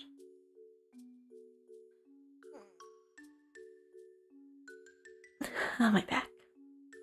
9:37, still awake. My day is cooked. Oof. That's why you have a midday nap. You gotta be like a grandpa. Just sit on the couch and close your eyes. European in the chat. I don't know what time zone that is specifically, but you are 3, 4, 5, 6, 7, 8, 6 hours ahead.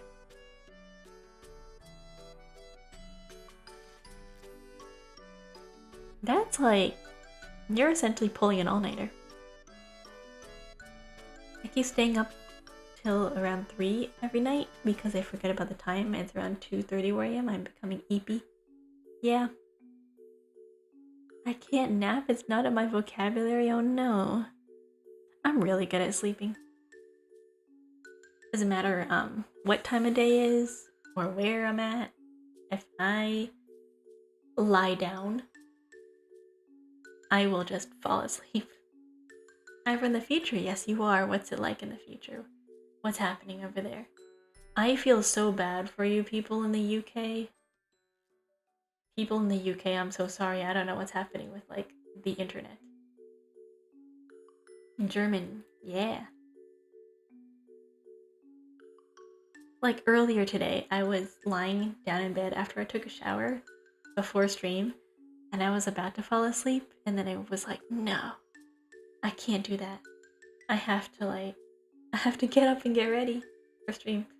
So that's me. Every single time I try to lie down, like I cannot. I'm gonna start falling asleep. How do I meet so many Germans on Twitch? Really? I feel like I find a lot of Brazilians. There's a lot of Brazilians in chat. Or there were. There's a lot of EU people, but that's because of the time that I stream. I stream at a very, I suppose, EU-friendly time zone, as well as for people in like the opposite side of the world, like people in Asia. Like people in Asia time zones, like this is afternoon for them. It's actually really good. I sleep super lightly. I wake up when people open my door, even though it doesn't make a loud noise. Ooh. Twitch is big in Germany, I guess? I don't know. When I want to sleep, I can't. I have to stay up until I'm exhausted. That doesn't sound fun. I guess what's a great way to try to fall asleep is maybe do exercise, like do push-ups. Actually, don't do that. Apparently, exercising before bed makes you more awake because it gets your blood pumping, and then you're awake. So maybe don't exercise, but maybe exercise an hour before bed, I guess. Like make yourself super tired maybe an hour before bed by like running around. And then by the time it's bedtime, like when you're actually supposed to go to bed, then you're really tired and then you can just lie down. Doesn't work? I don't know. I've never had issues sleeping, so not sure.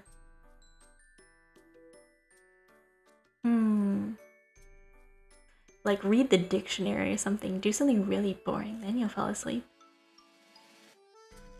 Maybe that's an option, right? Thank you for the follow, AZ102.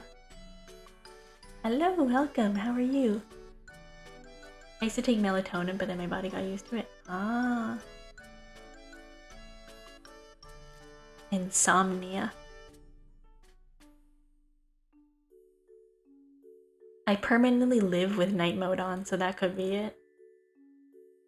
Hello! What you up to? What time is it for you? It's like 3:30 a.m. I need to stay away. My new PC is about to arrive. Hype. Nice! What'd you get? What GPU? I need to stay awake. Oh, awake. What GPU? I have a 2060 and I really, really, really want to upgrade to a 3080. I want a 38, but those are so in demand that the prices right now are insane. So I don't want to do that. What am I gonna play? I just finished a game. I just finished playing Giggle Land. Now we were talking a little bit of the lore. We finished the game. If you want to check out the VOD afterwards, I'll be just publishing it on YouTube. So you recommend YouTube? Thought I stopped to randomly drop by. Yeah! Welcome! Hello! We're just talking. We finished playing a little bit of a horror game, so we're just chatting. Spend 4K on the PC? Oh gosh, that's expensive. 4K? I mean, I can't talk. My PC was kind of expensive. But my PC was a pre-built. I mean, for its size and what it looks like, it's really nice. But I think if I were to get a new PC, eventually if I wanted to upgrade, I would build it myself. I just worry that I can't get anything the same size. because my PC is very tiny. And I love my very tiny PC. And I don't want like those giant fish tank PCs. I really want like a mini ITX. Like a micro ITX. Like something that is... Okay, where's my ruler? 6 inches by 4 inches by like 10 inches.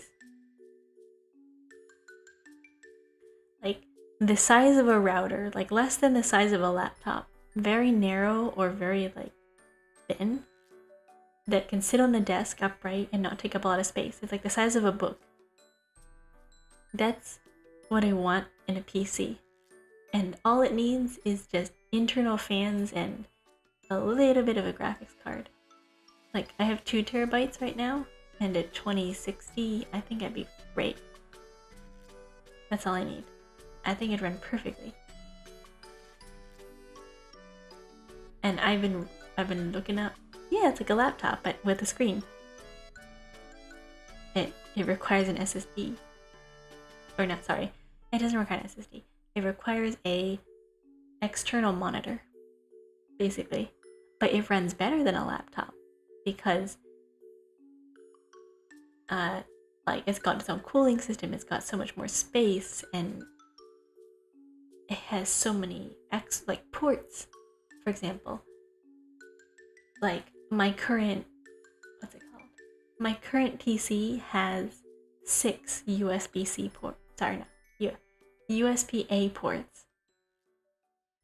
It has 6 USB-A ports, 2 USB-C ports, an HDMI, an SSD, 2 SSD slots, a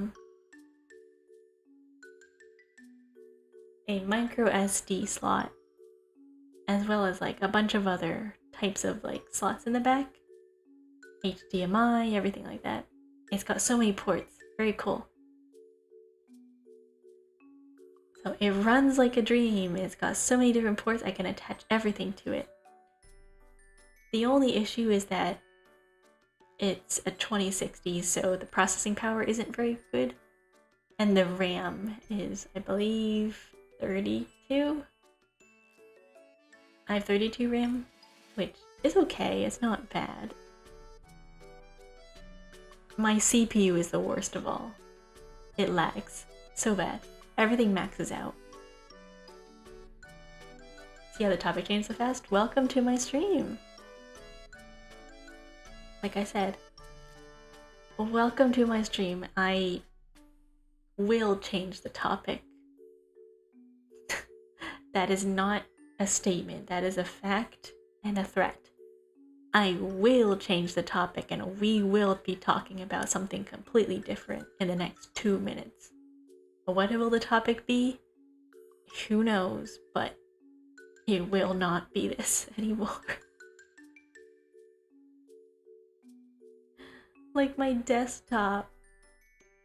I was looking at desktop accessories. That reminds me, by the way, I need to go online shopping. I was buying some things. I have this tiny little keycap. I don't know what to do with it. I'm a console gamer, so I don't really know much about computers. True. I don't know much about computers too, but I really want to build my own PC.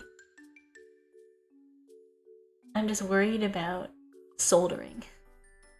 Like, PC slots and like where stuff connects in the motherboard and how stuff connects to each other, and then the fact that I might have to possibly solder wires together. Thank you for the follow, Surya Katana. Welcome, how are you? I want to build my own keyboard, but the thing is with my keyboard is that I don't want a keyboard that's too tall. I want a low profile keyboard with like custom, like with a custom base. I don't want the base to be too thick. Like, do you see my dilemma? I really want a keyboard that's super low with butterfly keys, or like with the nice like quiet key tapping. But at the same time, I really want custom keycaps. And the thing is with custom keycaps is that they're a certain height. Because if you have keycaps that are too shallow, they will just pop right off when you try to move the keyboard. I'm trying to find a really good balance between maybe possibly having a very narrow board, and so that when I type on the keyboard and the amount of space that travels between like the ground or like the base of the keyboard to the top is not that deep, so that I can have a narrow keyboard so that my wrist is as close to the table as possible. You'd have to get a custom one made at that point. Yeah, that's what I want. Because, I don't know, I've looked online at so many different types of keyboards, mechanical keyboards, and none of them are the type that I want. Like, I've looked at so many, and I just don't like any of them out there. They're like, oh, look at this keyboard. Look at the keyboard. It has a screen. It has an LED screen, and it has a knob that twists that you can adjust volume on, or you can use it to do whatever you want. And I'm like, yeah, that's cool and all, but it's still 2 inches thick. Your wrists are going to be hovering, and they're like, oh, just get a wrist rest. I'm like, do you know how horrible wrist rests are for your wrists? They call them wrist rests, but they're not meant to be used like that. When you type, your hands are not supposed to be stationary on the wrist rest. Your wrists have to float. And the angle that you type at with the mechanical keyboards make it very hard to do that because of how thick your wrist, like, your keyboard is off the table. When you, technically when you type, you're supposed to, it's called a wrist rest. Like, they should rename it to wrist perch, not a rest. Because you're supposed to, if you want to lay your hands on your keyboard and not type, you can put your wrist down on the wrist rest. But when you are typing, you're supposed to hover and move your hands freely, not stationary on the wrist rest while typing. I think it's fine if you're gaming because your wrist doesn't really move, especially if you're playing a type of game that's like you hold W down, right? You hold W down and then you move your mouse around to determine where you're going to go. For example, I don't know, League of Legends, right? Your hand is usually in one position only, and you would only need to switch if you're trying to reach like some hotkey that's far away. That's really the only use cases that would be when your hand has to stay stationary and you can use a wrist rest, but half the time when you are typing like for work purposes, I don't think wrist rests are necessary, especially like mouses. You know, like mice with a wrist rest, I feel like that makes you, like, I feel like that's the worst culprit of them all when it comes to wrists. Because imagine putting your wrist down on a wrist rest and you still have to make flick movements with your mouse whenever you move it. You're no longer moving your arm. Instead, you're using only your wrist. When you put down the point of pressure on the mouse pad, the point of pressure becomes focused on your wrist, not on your shoulder or your arm. It's the same thing for when you're drawing. You never want to draw with your wrist because it will give you wrist problems in the future, especially if you do it all the time. Making like big movements with your entire arm to make lines is so much better than making like really short movements with your wrist, because that's just asking for wrist problems in the future. I'm just letting you know.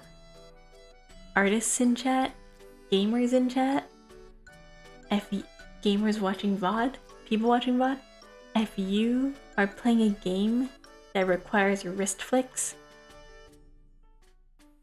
learn how to use your entire arm to do that. Do not just use your wrist because you will get carpal tunnel in the future. That will develop into a problem. Do not take that risk. Highly do not recommend. Do you want to be wearing a wrist brace when you're 27? Like when you're older? I say 27. I don't know. What's the age that pro gamers retire? 30 something? I never knew that. Yeah.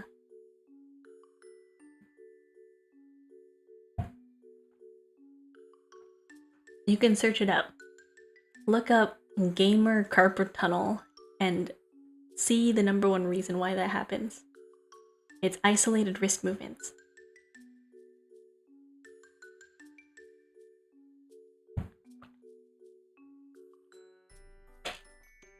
Not very good for you to use a wrist rest.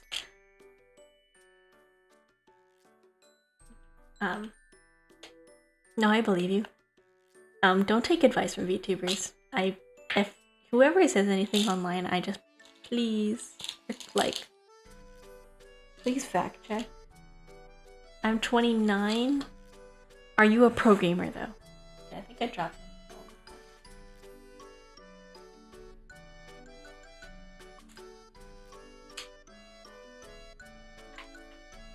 I don't know, I said a random age. I was like, what age do pro gamers retire at? At what age do their APM decline? How old is Faker? I think Faker's like 30 something, right? 31, 32. He's still competing, but I feel like most people retire. Like in terms of the gaming sphere, they retire early. Like after you reach a certain point, everything starts going downhill. 29? Faker's 29? Really? I thought he was older than that. When someone throws out the look it up move, I know it's over. No, please look it up.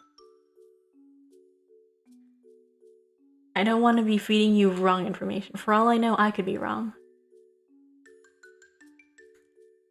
I'm gonna look up average esports retirement age. What time do people retire at esports? They retire between the ages of 22 to 24? That's really young. It says on the Washington Post, why do they retire so early? Esports players retire extremely young. Why is this the case?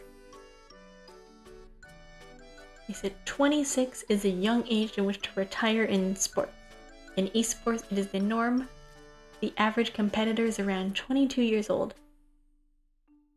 The average player is about 20, according to League. It is... Why do they do that? It's the belief that they wear down physically with reflexes, hand-eye coordination, and mental agility take a sharp dive once they hit their mid-20s. There is no there's no research study proving this though. There is research that shows reaction time changes over time. One of the things that affects reaction time eventually is age. But the age you start to see decline in reaction time is older than your mid-20s. So they said other times when people retire, the primary motivation to retire is factors related to stress, overwork, job instability, and exploring new ventures.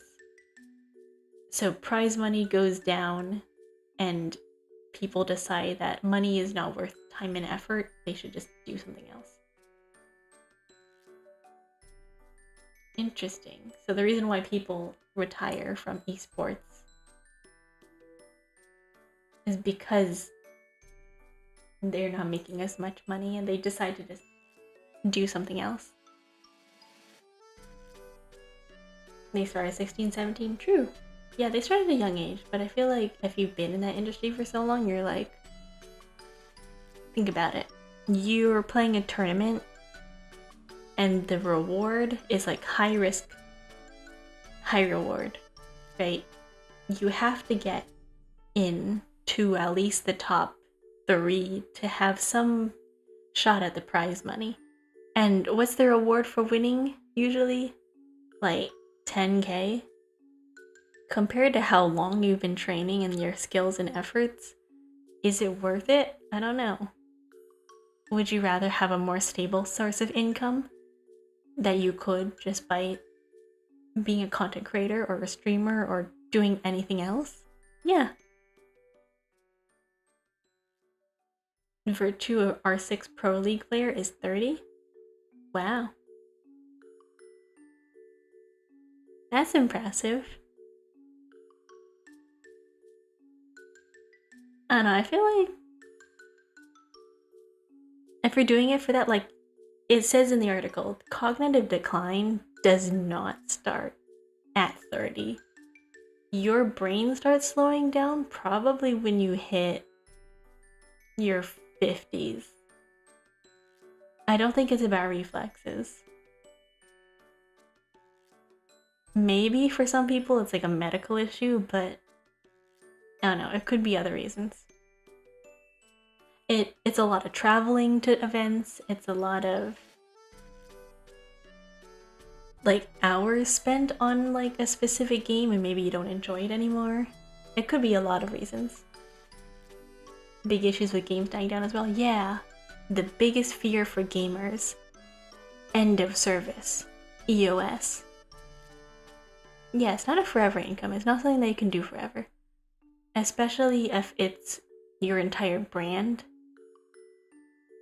Like, if you based your entire, I don't know, your entire career is based off of TF2, right? For example, TF2. That game has not had a major update in a very long time. It used to be super popular. I don't even think the servers are up anymore. They're run off of fan servers. Right? I don't think the original devs are running it. I think a group of people picked it up and they're running it themselves. It's not super like taken care of. It's like a dying game essentially. It used to be popular, not anymore. I think my screen is tearing.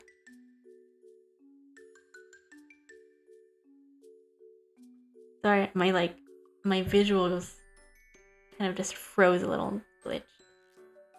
I can't tell if it's me. Is it me? Is it my PC? Is my GPU dying? Probably. But yeah. If I was somebody who was like playing a game for so long and I got sick of the game, I probably would retire. Like, eventually you want to do something else. Eventually you want to do something else. Eventually you want to try new things. You want to play more different games. You don't want to be stuck playing like something forever. When I was 17, I dreamt to become a pro. Didn't work out. I think that's like with a lot of things, like sports especially, things that are very competitive. It's really hard, I would say.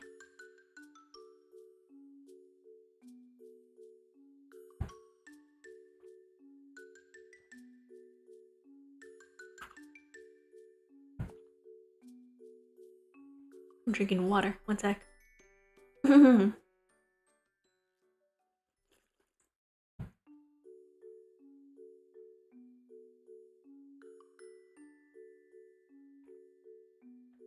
Ooh, League. I think League is one of those games that I don't think would ever die. I know for a lot of games, they're like, oh, end of service. But League? I don't see it dying in the future. So maybe if you ever wanted to become a pro player, League would be a good choice. But then again, it's such an oversaturated game. There are so many pro players out there trying to make it big. So it's very competitive. Like Overwatch. Competitive. I could never be a pro gamer. I'm not competitive at all. So people who do that, props to you guys that you're willing to spend that much time and effort on like one thing. You're able to dedicate yourself to one thing. That's very impressive. I hope to God R6 never dies. I've never played that game. I don't really play shooters. Like, I don't play FPS games. My PC arrived! Yay! Nice! Nice! Congratulations! Yippee! Thank you for the follow! I don't know how to pronounce that. Blitch Blanc.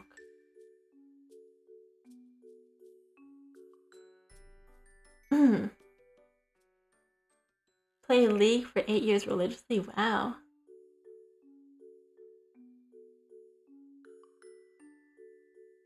Nice. I don't think I've ever played anything for that long, or I've done anything for that long. I'm thinking about it. The only thing I've ever done that long consistently is probably read. Like, I've read a lot. Like, my one hobby. Reading for that long. Or...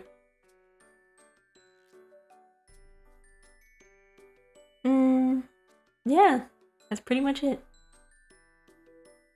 That's the one hobby I've done throughout my entire life. Maybe art, too. I'm playing R6 in 2018 nonstop, sadly. Wow. You're one of those people who have 10,000 hours in a game. Easily, like 10,000 hours straight. That's impressive.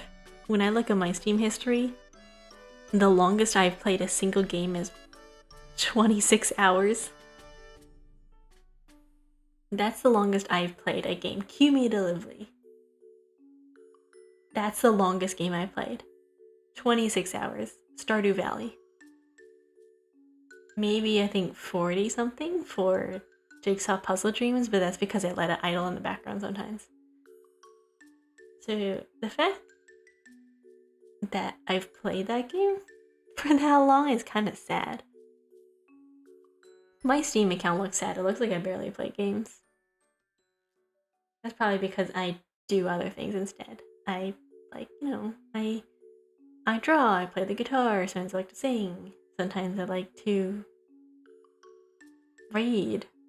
I like to read manga, I like to read fanfic, I like to read web novels, I like to read light novels, I like to read webtoons and manhwas. I like to watch nature documentaries or like YouTube documentaries or whatever is online that's recommended to me. I'll spend like hours looking at YouTube music videos.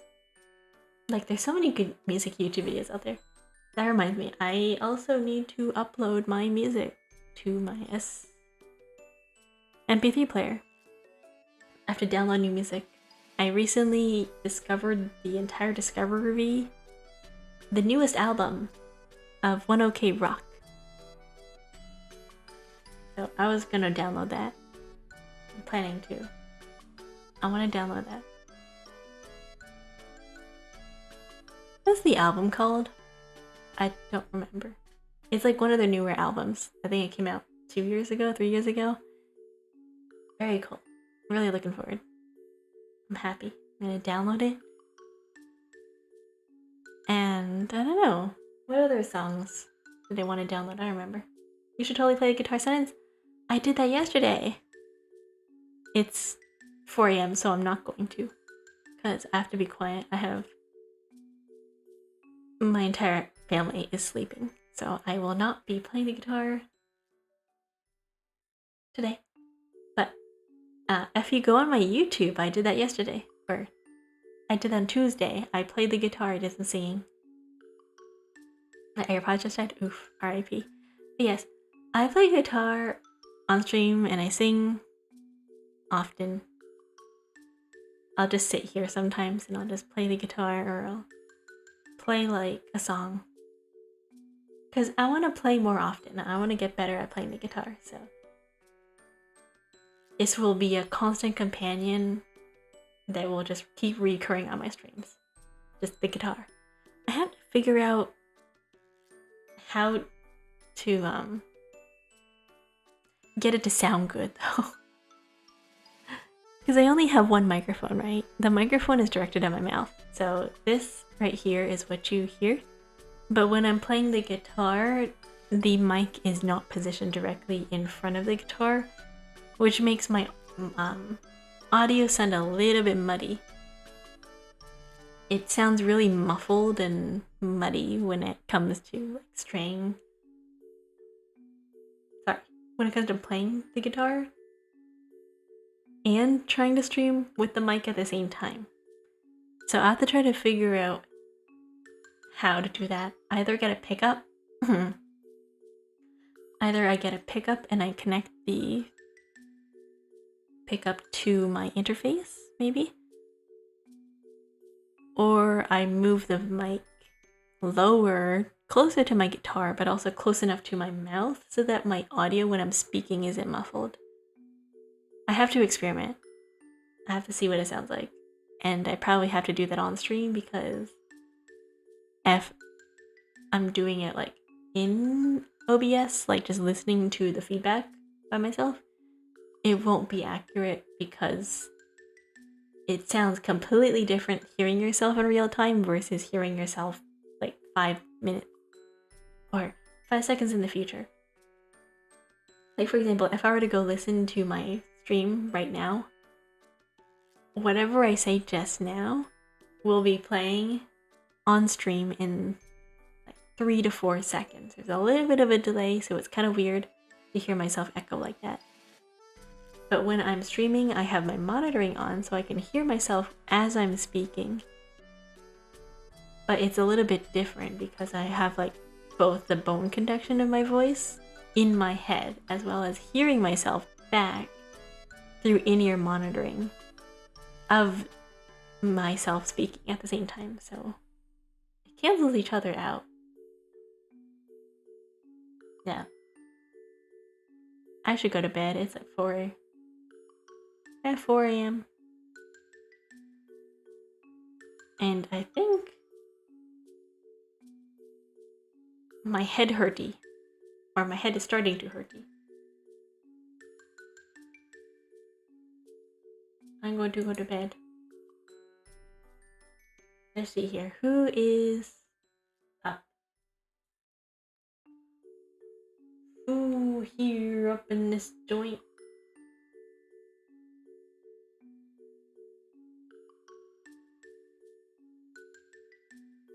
Huh.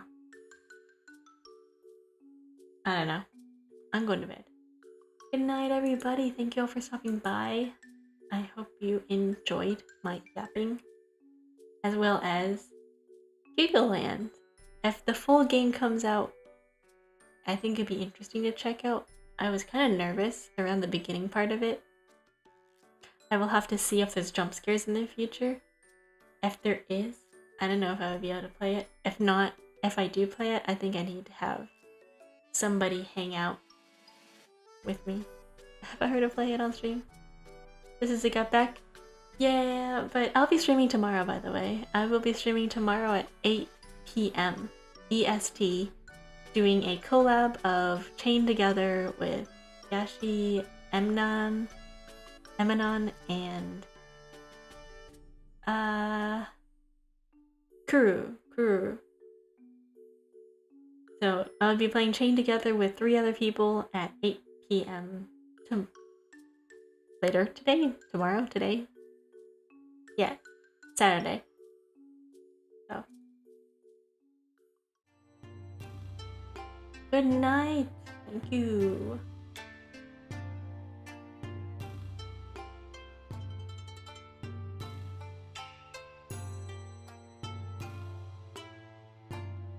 There is something happening. I have streamed for so long this late at night that I'm seeing on my channel page people not an EST. Thank you for the follow, John Rome. Hello, thank you. I'm so sorry I'm ending. If you just came in, I'm so sorry.